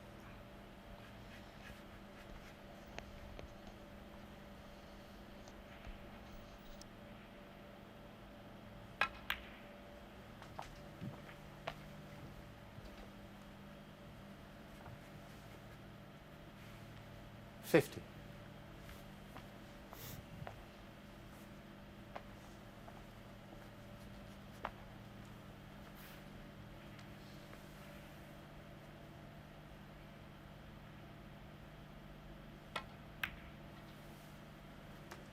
Yep. 51. Just a little bit of a heavy contact. He's okay, but he's a bit straighter on the black than he would have been, so Got to do a little bit more work with the cue ball, but the way the reds are sitting, highly unlikely to run out of position. He's got a choice of 3 or 4 reds to play on here.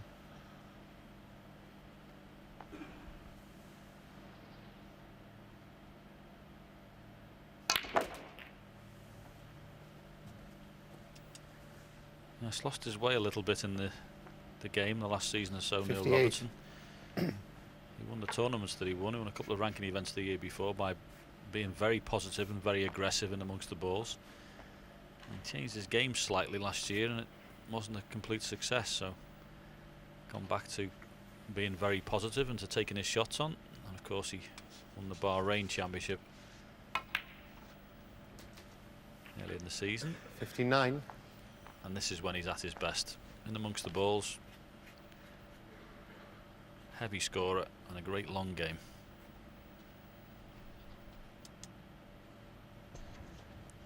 What a response. Your opponent makes a break of 128, and to come out and do this, 10 out of 10 for that. Just needs one more red, as you can see, and 66. the frame is safely on the board for Neil Robertson. 67.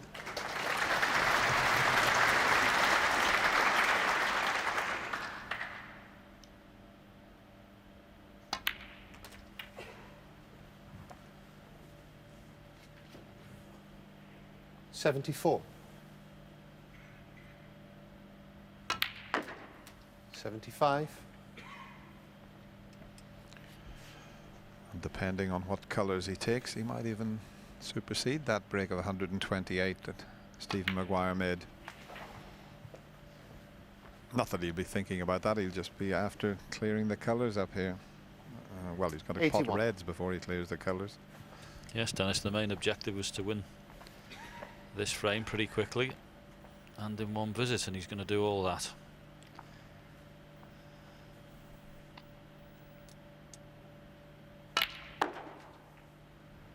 $82. Yeah, showing a lot of character here because he knew the importance of this frame. 5-1 behind, raced to 6. He would have had virtually no chance. He's right back in it, even though he's going to be 2 behind. 89.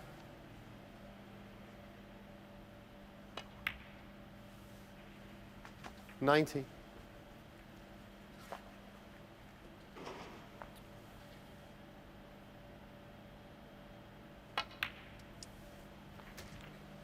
Neil has made 82 centuries since turning professional back 96. in 1998. Made 20 last season. 97. Just 5 this season so far. But this looks like a certain century. There we go. 102. 104.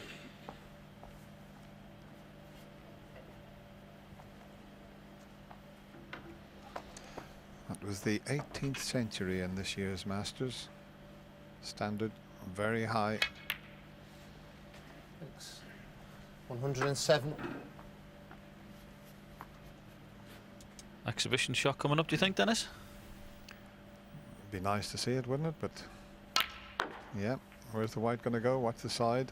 Oh, have a little look at that beauty. 111.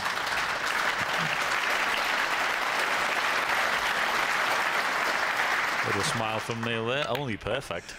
But when it hit the top cushion, there was so much side on it to spin it up for the blue. That was a peach of a shot, that was.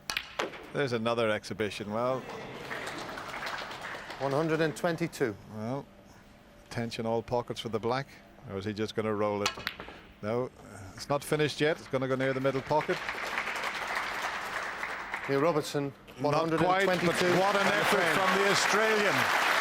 He had a 128 break made against him. What was his response? 122. He's 2 behind, 4-2 to Stephen Maguire. See. When he's relaxed, obviously Yeah. the frame's in the bag, he knows he's got the ton, he just goes for it. Well, Yeah, that's the it's time good to see. do it. Yeah, definitely. Okay, 2 frames in it now, back to the boys in the box.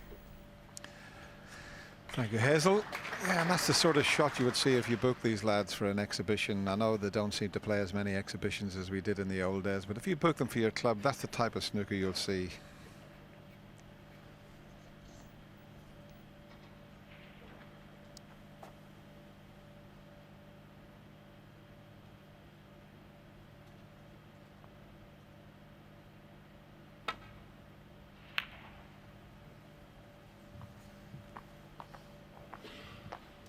There's the old famous Cliff Thorburn shot, the dump shot, where you dump the red up the table and leave the white this end.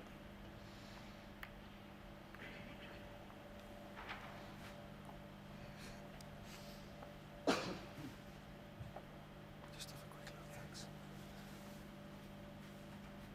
Thank you.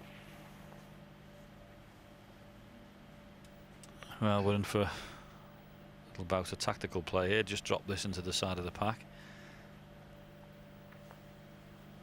Too early yet to be thinking about re-racks, Dennis, but sometimes these situations can develop like that. Yeah, what you tend to do is maybe leave the player a shot at the one up near the green so that he can send it back up the table just to resolve the situation, and that's maybe what he's thought about here. Be interesting to see if Stephen Maguire takes that red next to the green, and there's a little bit of risk with that. He could catch one of the ball colours if he sends it back up, and if he doesn't get the white near the cushion, there's a long red on for the left corner, so might not bother with that this time.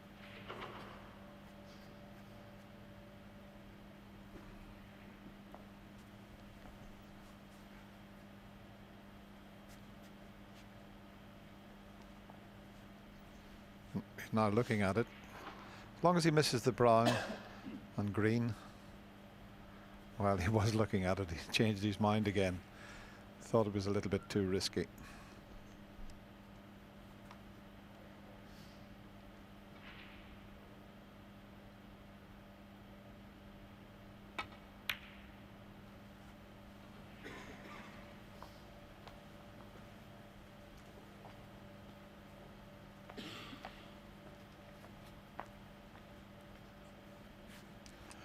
That's not a bad choice. Just looking to see if he, well, you don't have to put any little circle or anything up. He'd got his cue in the pocket there, had Neil Robertson just showing us where he wanted to put the white, so that he covered the reds over to the right of the greens. And just a little glance off this one near the left side cushion.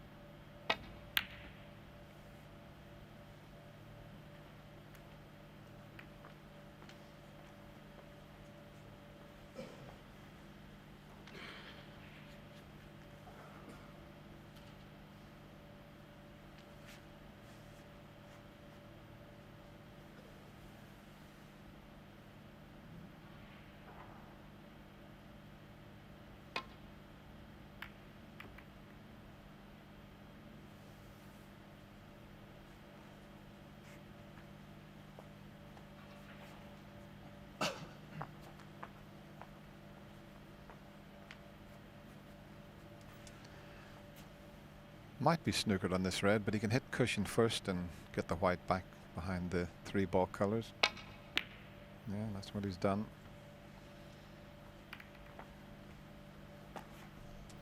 Yes, and after that exchange, there's now a more orderly look to the table.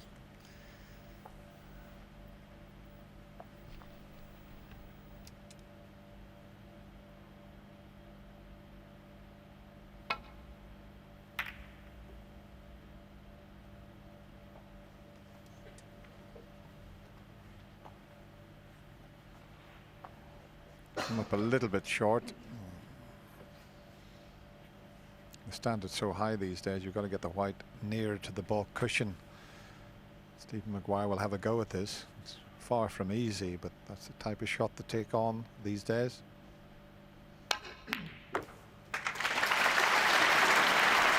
Once again, beautifully cued. And if you watch that again, if we see a replay of it, watch Maguire how he takes the cue back. Well, we couldn't quite see it there, but the cue back come right back nearly to the end of his bridge hand there. Right through the ball. Beautifully cued.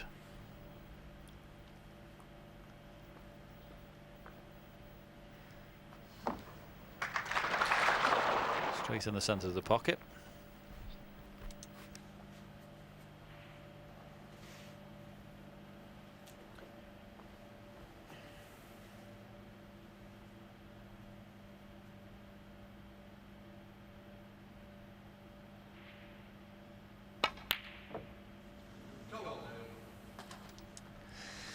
Oh, he doesn't want to kiss the brown. Stephen Maguire kissed the brown there, he would have left Neil Robertson right in amongst them. The reason he hasn't got on the red is because he didn't strike the brown as he intended. But he was rather fortunate there, because if he did double kiss the brown, he would have left an easy opener. Just watch this here. He's hit this too hard. He's playing for the two reds just above the black and the one to the right. Now if he hits the brown there, he would have stuck them up.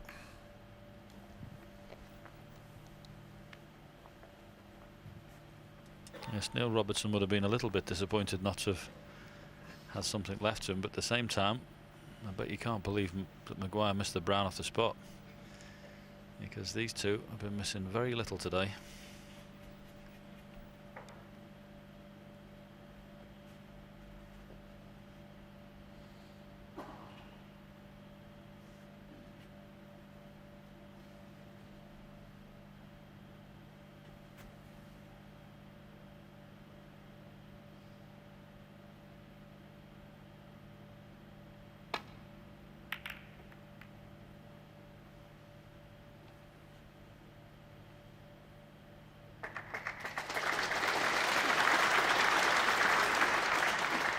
He played that with so much side there to avoid canning into the brown. The white straightened up when it come off this back cushion behind the black.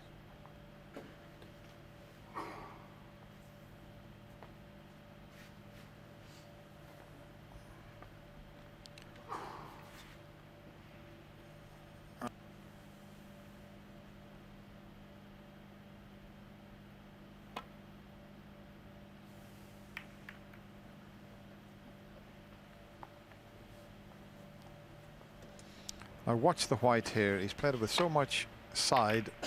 Look how it's straightened up. The natural angle would have took him into the brown.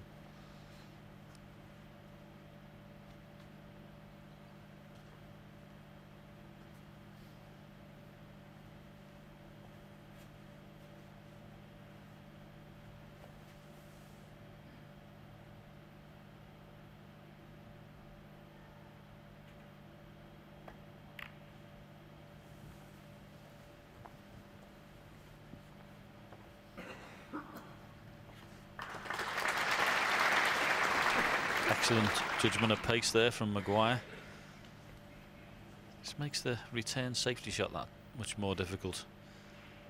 You just see the top half of the cue ball there, makes your cueing more difficult.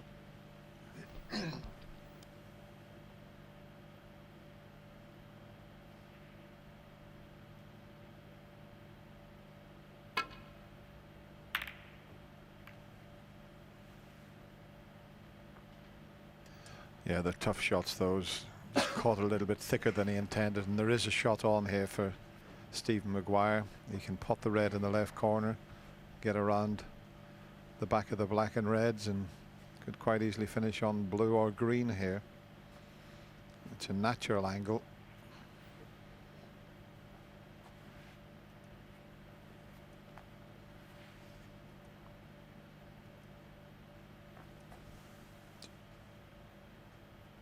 That's the sort of path the white will take if he pots this red plain ball. Well, he didn't intend to cannon into the other red. He thought he was going to find the path round the back.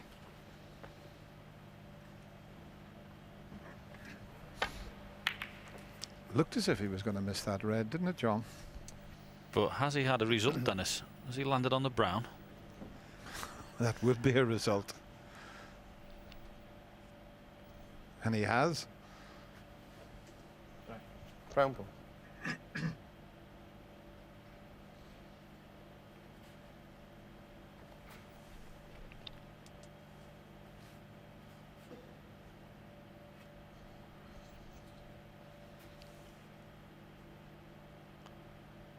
Have to be careful. It's a funny little angle, this. Would you think if he just rolled it in, there's a couple of reds available without trying to play it at pace and cannon that red? Yes, I think the one problem he's thinking about here is I don't think there's a problem chipping the brown in, even though it's not a gimme. I think he's worried about the cannon coming off the cushion onto the other red. And that's why he's got up a couple of times. Needs a little bit of respect, this shot. There we go, there was the cannon. Worked out perfectly. And from looking distinctly unpromising after that kiss that we mentioned earlier, this is a very good chance.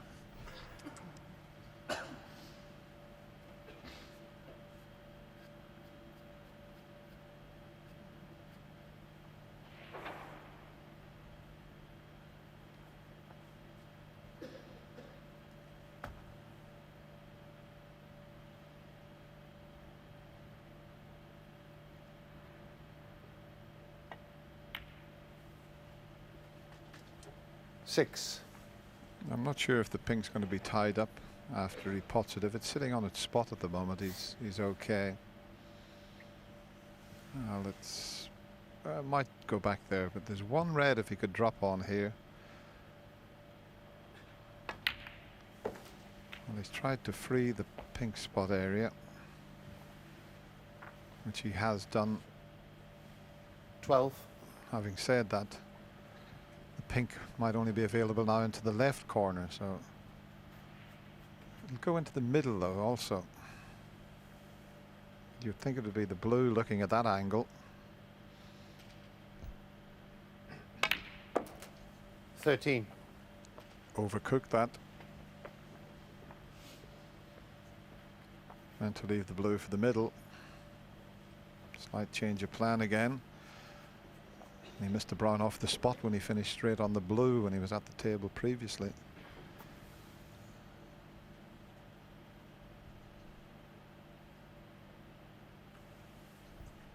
It's all about keeping close control, isn't it, John, rather than having to go round the table all the time. Yes, that shot up to the blue, and if you could have that all season guaranteed to be just the right side of the blue, that to be the case all year. Difficult shot to get right on the tables we play on. And once again, very surprised to see him miss. 13.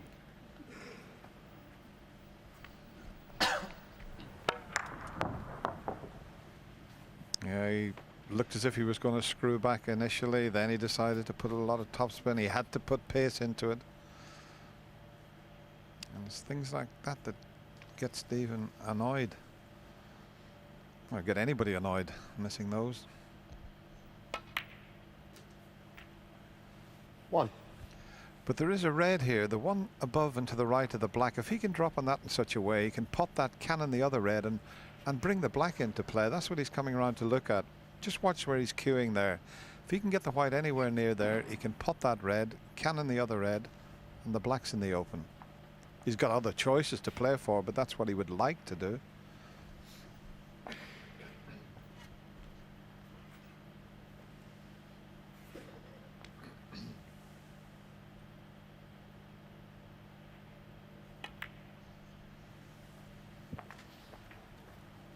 Didn't play for it this time, but he has got it in his mind.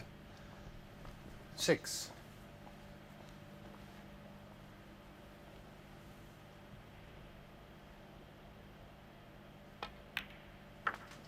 7. Just coming around again to make sure that he gets the angle correct. He's still got the loose red to the left, but you want to get on that one that he looked at as soon as possible. A couple of shots away, looking at the way he's queuing at the pink.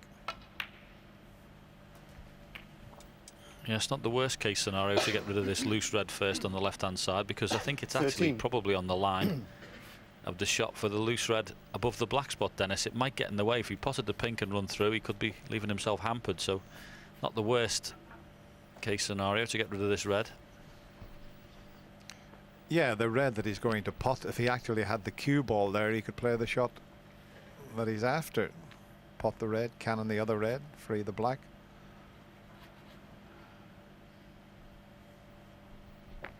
There is a red in the middle of the pack as well that Neil's just had a little look at. Where he's left the cue ball there, if he potted that, he'd certainly move a few reds out into the open. Yeah, there's a couple more loose reds available as well, John. He doesn't necessarily have to go for that shot that he looked at. Once again, there's the importance of that 14. shot. Getting the right side of the blue.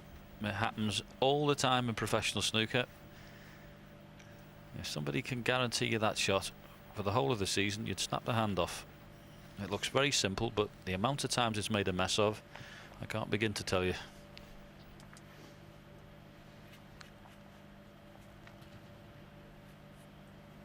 Well, he hasn't got much of an angle to work with on the blue, so he's attempting the brown. I've got two circles. That red will go, that's in the left circle. If he can get over near the right circle, he'd be on it. Has he dropped on this red that he's been looking at for quite some time? 18. Well, he's on it, Dennis. What's the angle like? Looks a bit straight to me. I think he can make the cannon. Do you? He can force that white onto the other red.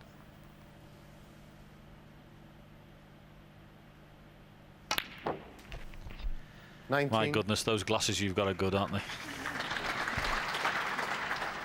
Tell you what, they didn't make them in an hour either, John.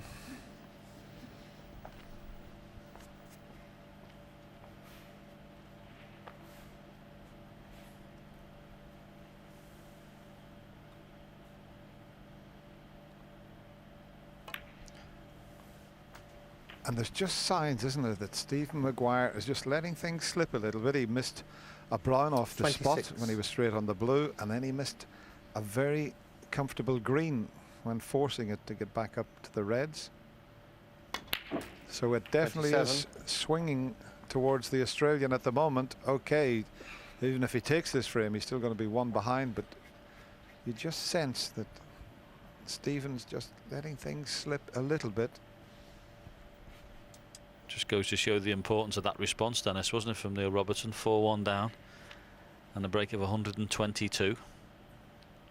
Just let your opponent know that you're still involved in the match.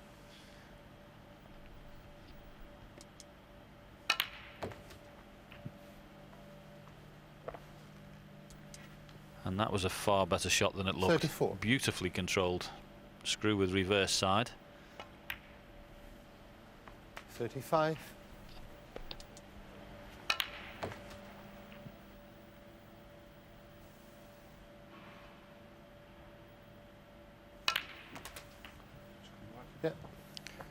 And a bit of a heavy contact.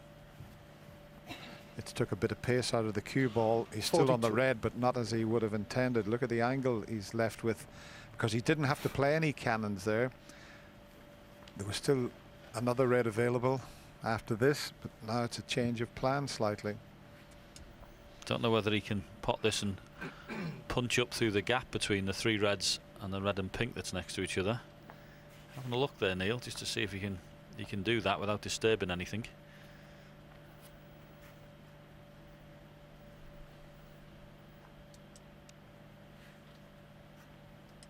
Just that heavy contact just spoil things there, from making it just straightforward.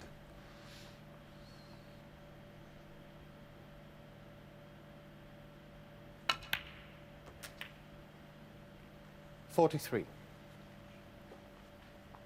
Well, he could get plenty of screw back on that, but I'm not so sure where he's finished his ideal.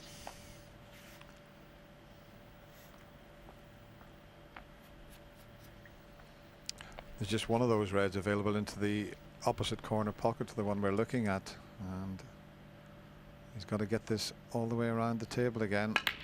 Now watch the action on the cue ball. Is it going to come far enough? I think it's going to come up short on him. Can he get to the back red of the 48. 3? Is there a plant there? Well, that would be a bonus, wouldn't it? That really would be a bonus.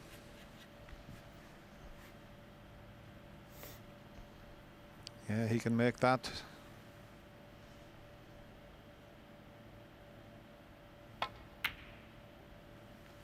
$49.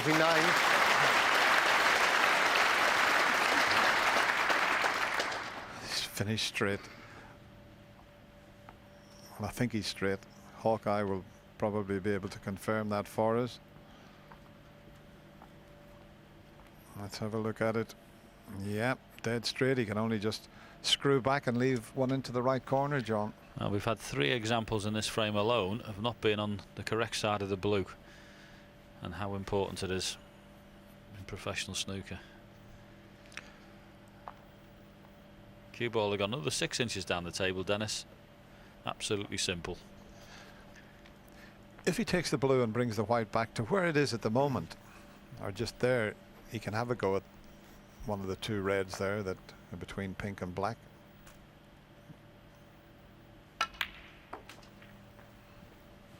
Key shot coming up. 54. 40 points the difference. A red and brown or blue would be enough to leave Stephen needing a snooker.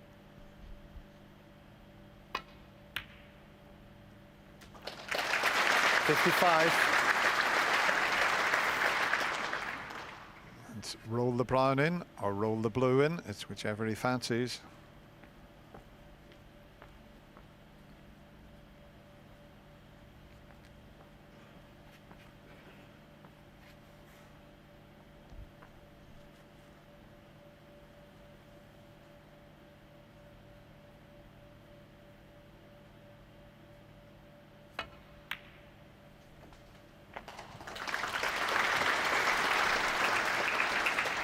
Well played, and a great response 60. again from Neil Robertson. He's got a match on our hands.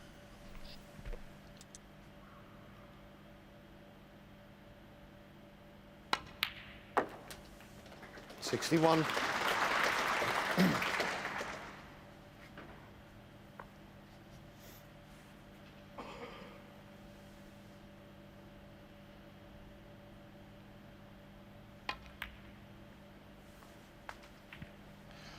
Possibility of his 2nd century of the match. He made a 1-2-2 in the previous frame.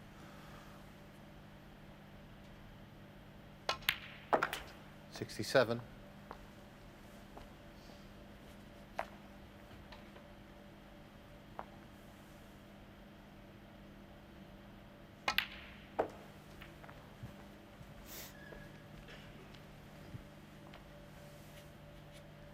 $73. Stephen Maguire, a couple of easy misses in this frame. But this has been a superb effort from Neil Robertson. 75. Missed the brown when he was straight on the blue.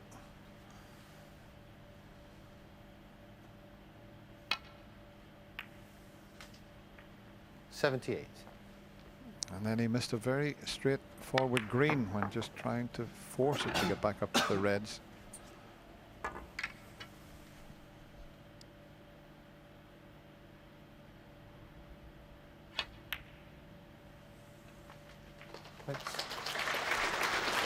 This is superb stuff from the 82. Australian. Bags full of character. And here's hoping he makes consecutive 87. century breaks. Deserves to. Brilliant play. 93.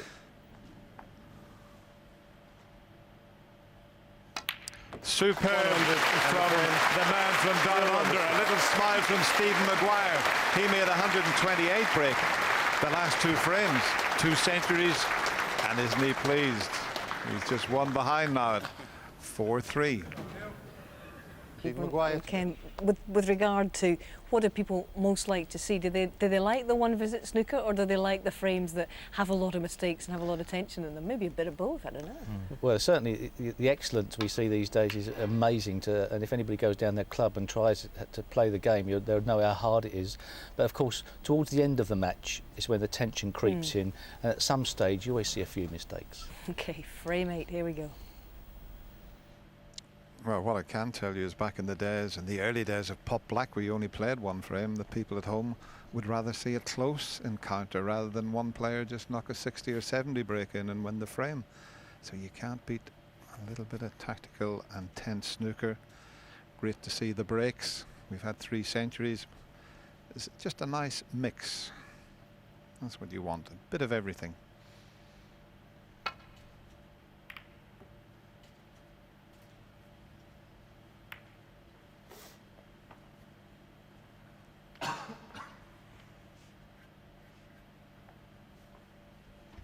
That's a snooker player's pet hate, isn't it? Hitting the ball colours. Remember Eddie Charlton when he used to catch the colour? He had a few choice words he used to mutter to himself on the way back to his seat.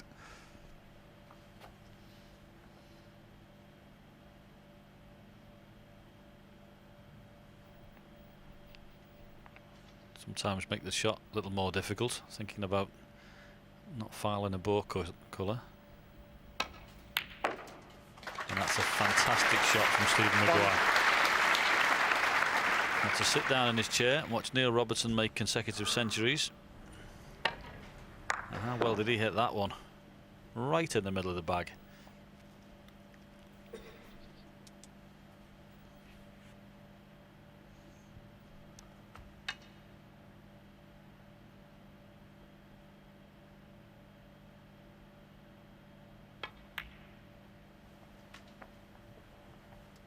And it's a pretty good chance because the black is in the clear.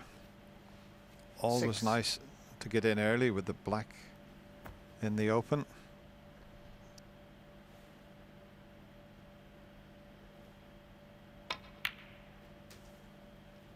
Seven. Well, he's left himself the wrong side of the blue again, but there is a red to the left of the bunch that'll get him out of trouble here if he just brings the white back to near enough where it is now.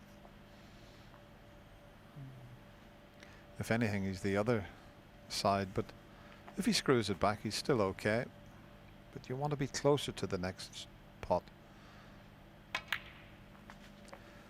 if he's straight, it's one of those stun run throughs that'll leave him on pink or black. 12. How straight is he? Just off.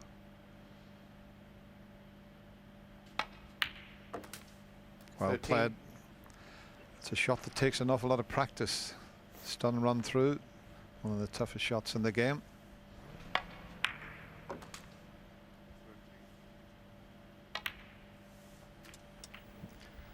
And noticeable that Stephen Maguire popped out there for a 20. little comfort break, and he's probably had a word with himself, and he's come back fully tuned up. Looked in supreme form when he led 4-1, and a couple of misses, and he's had to watch Neil Robertson compile the consecutive centuries, so he knows the importance of this frame.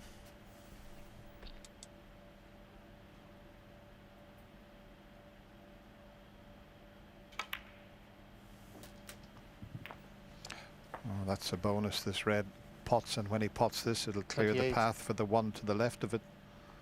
It will go in the opposite corner. 29. And of course, if he doesn't want to play for the single red, he can go into the bunch. That's what his intention is. You can see the way he's queuing up there, and because of that red at the back of the little triangle of 6, that's a little bit of insurance. Should he stick in the back of the bunch there, he'd still be on that one. So if this works out, he'll give himself a terrific chance.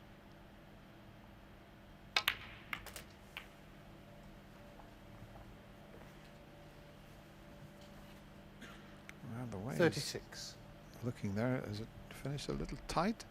Might have to play a little touch of right hand side to make the angle. He did. He had to just turn it slightly. 37.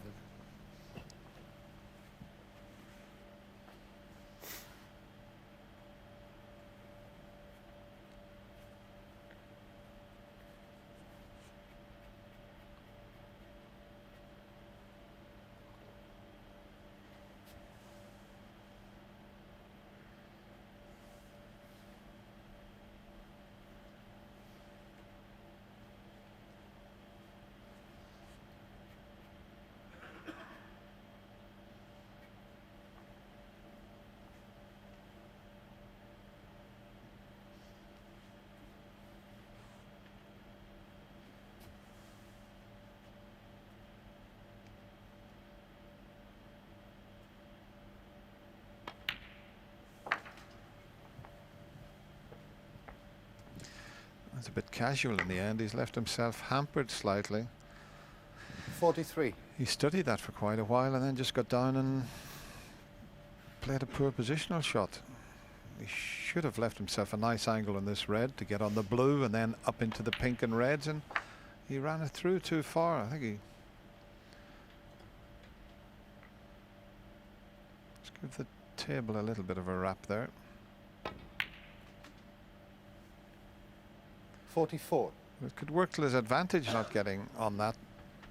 Now he had to play for the pink there because he couldn't play for the blue, and he can develop a couple more reds here with the cannon.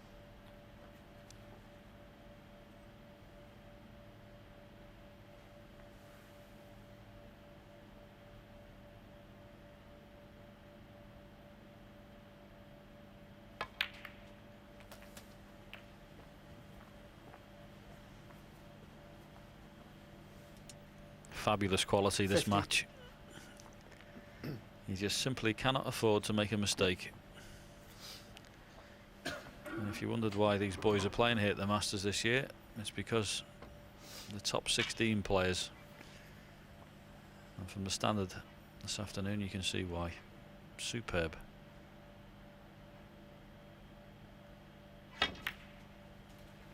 Thanks. 51. This is the key shot. If he cannons the end red of the little triangle there. Doesn't want to hit it full ball. There's a loose red to the right of the pink, but he needs a couple more, so he will take the chance, you would think, to give himself to clinch the frame here, and it's all about this cannon on the reds now.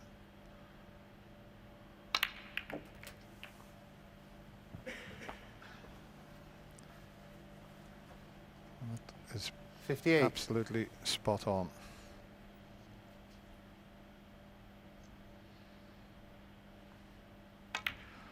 I'll tell you what, 59. there's a distinct possibility we could have the 4th century in a row. He'll make sure of the frame first of all, but don't be surprised if we don't see another one here.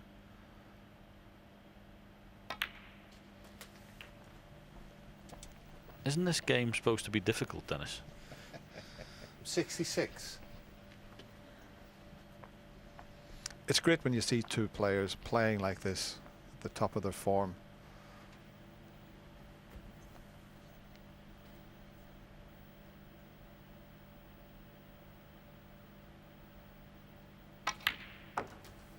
Stephen made a 67. couple of errors in the previous frame, missed an easy brown and an easy green, but other than that, there's been very few mistakes made.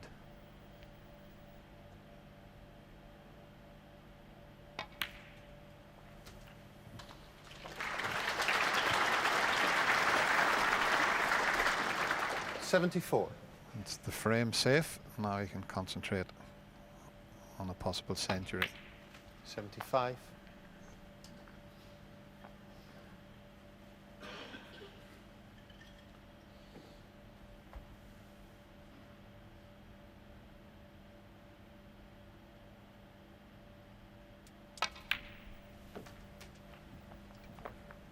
And of course this contribution, all because of this opening long red. 81. Beautifully struck into the centre of the pocket. Slightly hampered by the yellow, but it didn't put Stephen off. 82. Fabulous pot that was.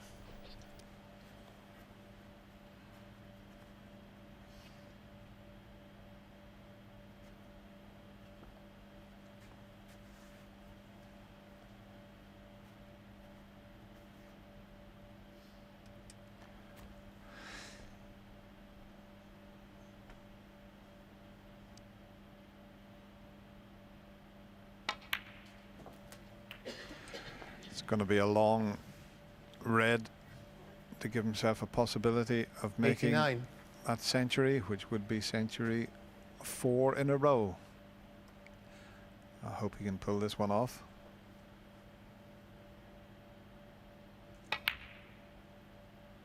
Well played. 90.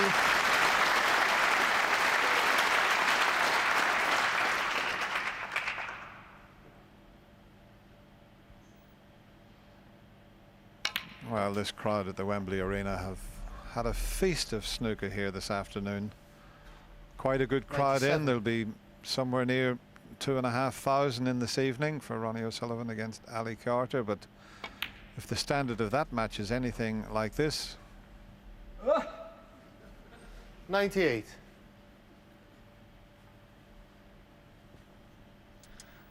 Not really something to be too upset about, I wouldn't have thought.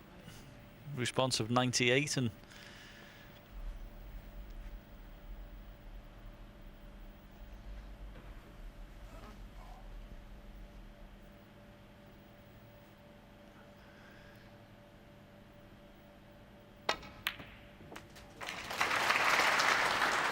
well, of course, it's a little remiss of me here, Dennis, because I've just realised that he could have got 140 and equalled the break. 105. So he's perfectly entitled to have a good grunt. Because it's £10,000 for the highest break, and he equalled it. He'd have got half of it. So you carry on, son. oh, that was so tough, but he won't bother about that. It was a 105 fabulous and the break third. of 105 from Stephen Maguire, and he puts himself 5-3 in the lead, and he only needs one now for a place in the semi-final.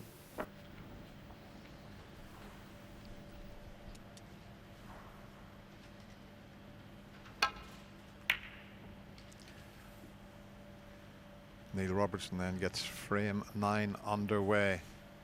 He's got to win 3 in a row to go through to his first semi-final at the Masters.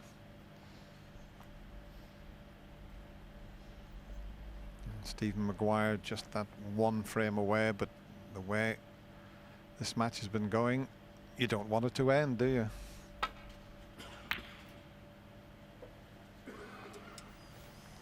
Absolutely, Dennis. And of course, the good thing from Neil Robertson's point of view, obviously upset with the scoreline at the moment, but he knows how well he's playing. He's hit the ball superbly well today. He's just found an opponent playing some remarkable stuff.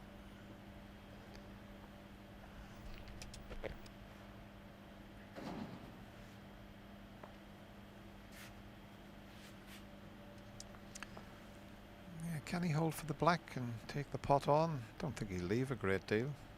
This would be some shot if he pulled this off.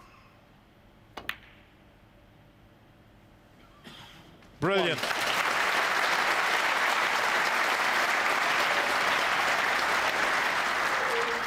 That's why we say he's one of the best single ball potters in the game.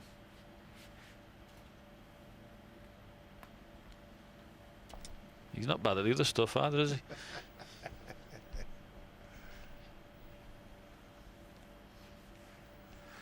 All left-handers, the best potters we've ever had in the game. Mark Williams, Jimmy White, left-hander. Perry Mons, back in the 70s, a left-hander. Mark Allen, a left-hander. What a potter he is. We've been playing the game with our wrong hand all these years, 8. John.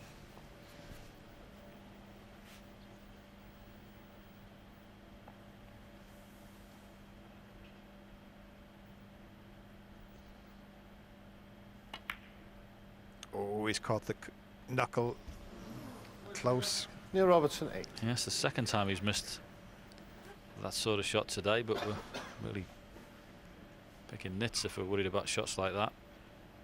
Just caught the front jaw like he did before.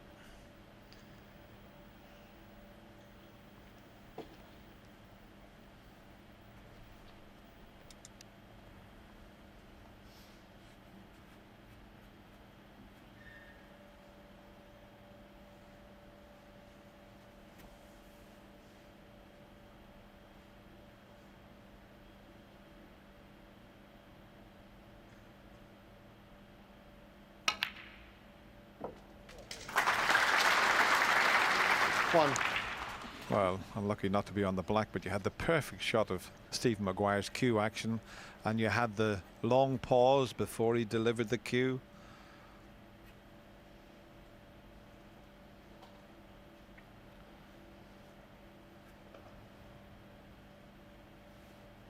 Black ball.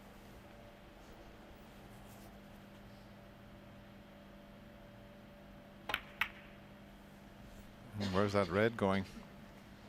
Stephen Maguire 1. Took a little bit of a risk there to open the reds up and keep the black in play. Well, in fairness, he's had a good run of the balls today, Stephen Maguire, and that was another one because he didn't intend that to happen.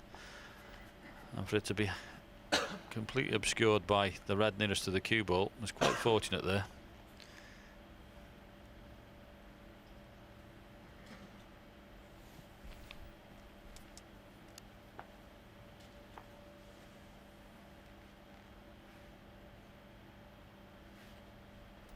Usually the way, Dennis, when you play so well, isn't it? You do tend to get a decent run.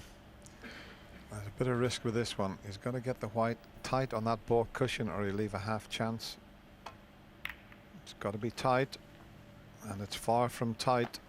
Stephen Maguire might be tempted for one to the left corner, and he's a little bit annoyed with that, is Neil Robertson.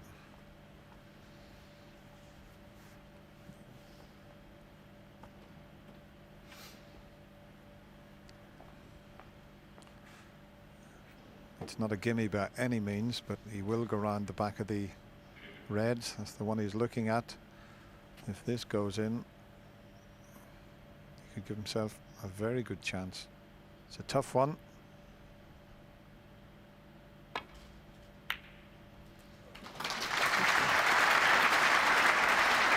One. Needs to pull up though. Fraction there, and he had a great chance. And the cloth on these tables are just so quick. I mean, that was really well hit and struck, but it just kept rolling and rolling like it was going downhill. What was that years ago? Rolling, rawhide. That was it. Yeah. A few of the viewers at home might remember rawhide, but it certainly kept rolling there.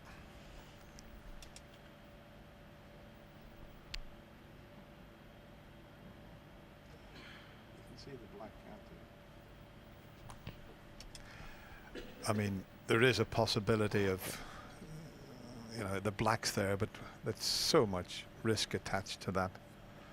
Mind the red he knocked in was just as difficult probably as the black, but he doesn't really want to be giving Neil an easy opportunity. He's now looking at the black, and this really would be very attacking. If it goes in, what a chance. He's nominated the black.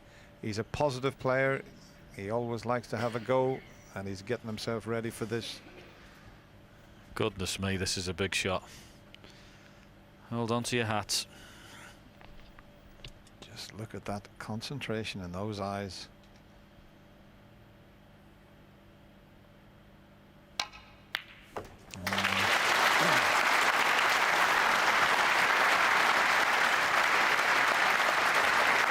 Well, a generous round of applause for a superb shot. I'm sure even Neil Robertson had to admire that.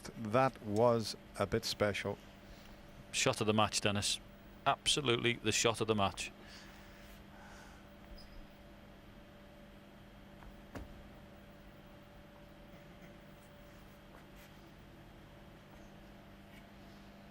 Yeah, it's a funny little angle. If he screws back, he might catch the other red.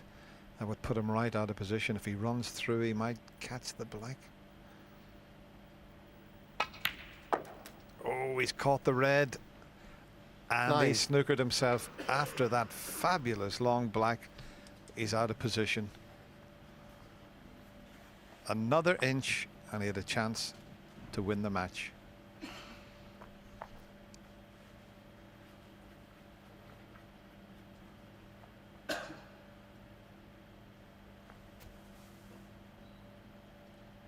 Can he see enough of the pink to pot it up in the corner? Surely there's not a gap there.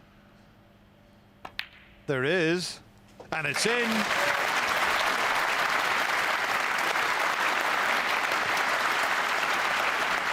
He can't believe it. Well, Neil 15. Robertson's not too enamoured with that. The fact he'd lost position, he thought he was going to be coming back to the table, but what a great pink. Up there into the yellow pocket. And this is the thing that hurts in snooker, Dennis, isn't it? One minute you think you're getting back to the table, and your opponent pots something like that. And Maguire has definitely got a chance for frame and match.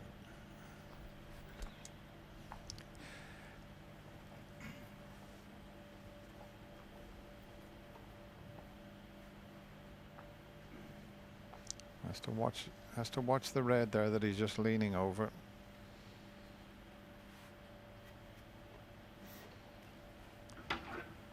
It's the better red for position on the black. The other easier pot will take him into another red.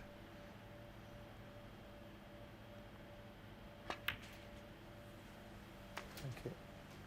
16. Now, this is where the top class professionals have become very proficient over the years, clinically finishing matches.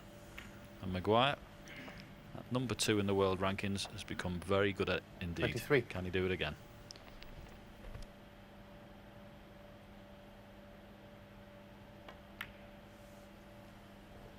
$24.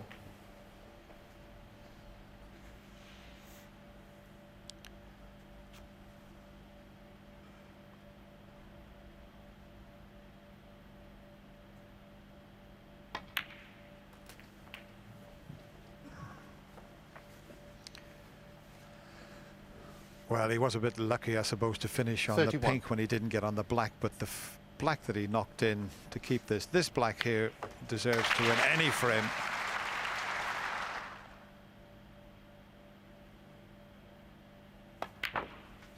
$32. And he'd have to do something careless now. As you mentioned, John, he's one of the players that knows how to clinch a match.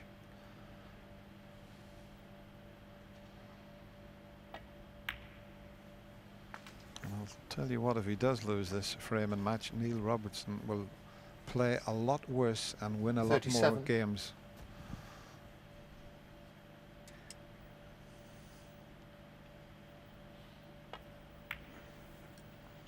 He's played his part 38. in an absolutely fantastic match this afternoon.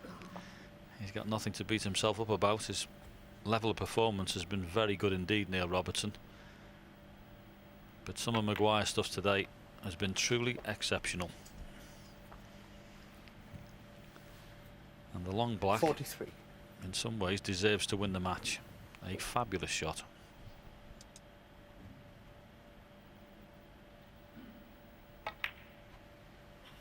Neil Robertson 44. come out in the opening frame and had breaks of 60 and 58, and then he was outplayed for a while because Stephen Maguire was exceptional. Took a 3-1 lead and made a 1-2-8 to go 4-1. And Neil Robertson responded with 2 centuries, a 1-2-2 and then 100. 50. But he hasn't really had a chance since then.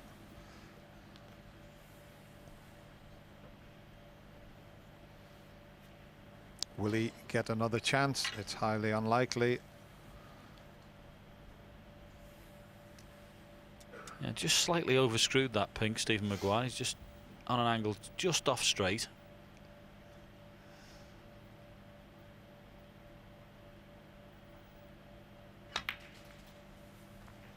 Little soft cannon. Leaves the 51. pink into the centre pocket. Neil looking up at the scoreboard there. See if he's still involved in a match. Can he just screw back, develop the 2 reds, because he'd be on the one to the right middle, even if he didn't finish on one of these 2. That's the end, you would have to feel, and Neil Robertson will certainly feel that at the moment. 57. But he's played superbly well here. He's just come up against a man who has been 58. outstanding here, and we can certainly say that Stephen Maguire is on fire. And he's most definitely a big player in this tournament if he keeps up this form. It's as good as I've seen Maguire hit the ball for quite a while. Okay, Mr. 65. Green and a brown, but that's all we can really remember, Dennis. Everything else has been top notch.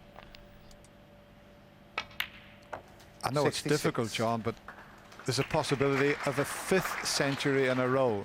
Now that would be outstanding.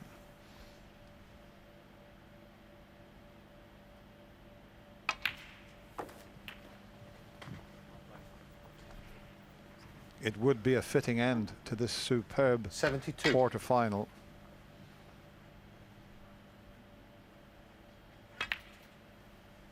That's 73. He's looked at the red next to the brown. If it's available, he'll play over towards the one on the side cushion.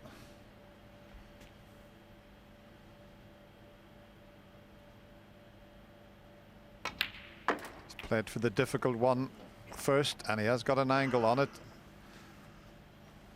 79. He can just roll this in if he wishes. He'll drop on the yellow. He can screw back, finish on the blue, but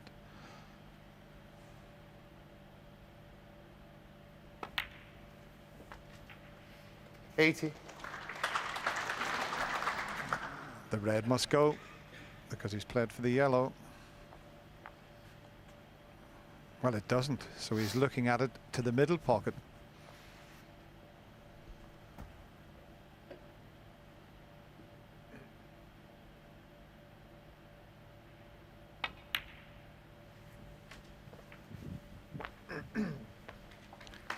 Absolutely perfect.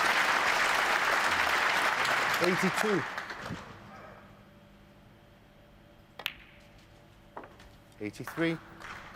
Well, if this is 5 centuries in a row, Dennis, you can finish the commentary. I'm off to the job centre. No, you're pretty good in the studio. Don't believe in us, John. And you were going to go and have a bit of 86. practice for the tournament in China, were you? Have a look on eBay. My cue's up there tonight. Not much point Settle knowing down now, one. please. This has been magnificent. I've enjoyed every single shot of this. It's a shame Neil Robertson's going to lose, but he's played his part. A couple of centuries, but Stephen Maguire 91. has just been awesome. 95. In fact, Stephen Maguire made the very first century in this year's Masters. The flag's up already. The Australian flag is flying. 100. Nice to see that. Well done, Neil Robertson. But 106. the man of the moment is the Flying Scot from Glasgow. 130. What a performance. He throws in the towel. 5 centuries in a row. Stephen Maguire has made 3 of them. This crowd in the Wembley Arena, they've had a treat here this afternoon, and the players are getting a standing ovation. Stephen Maguire goes through to the semi-final, 6 frames to 3. Well done, boys.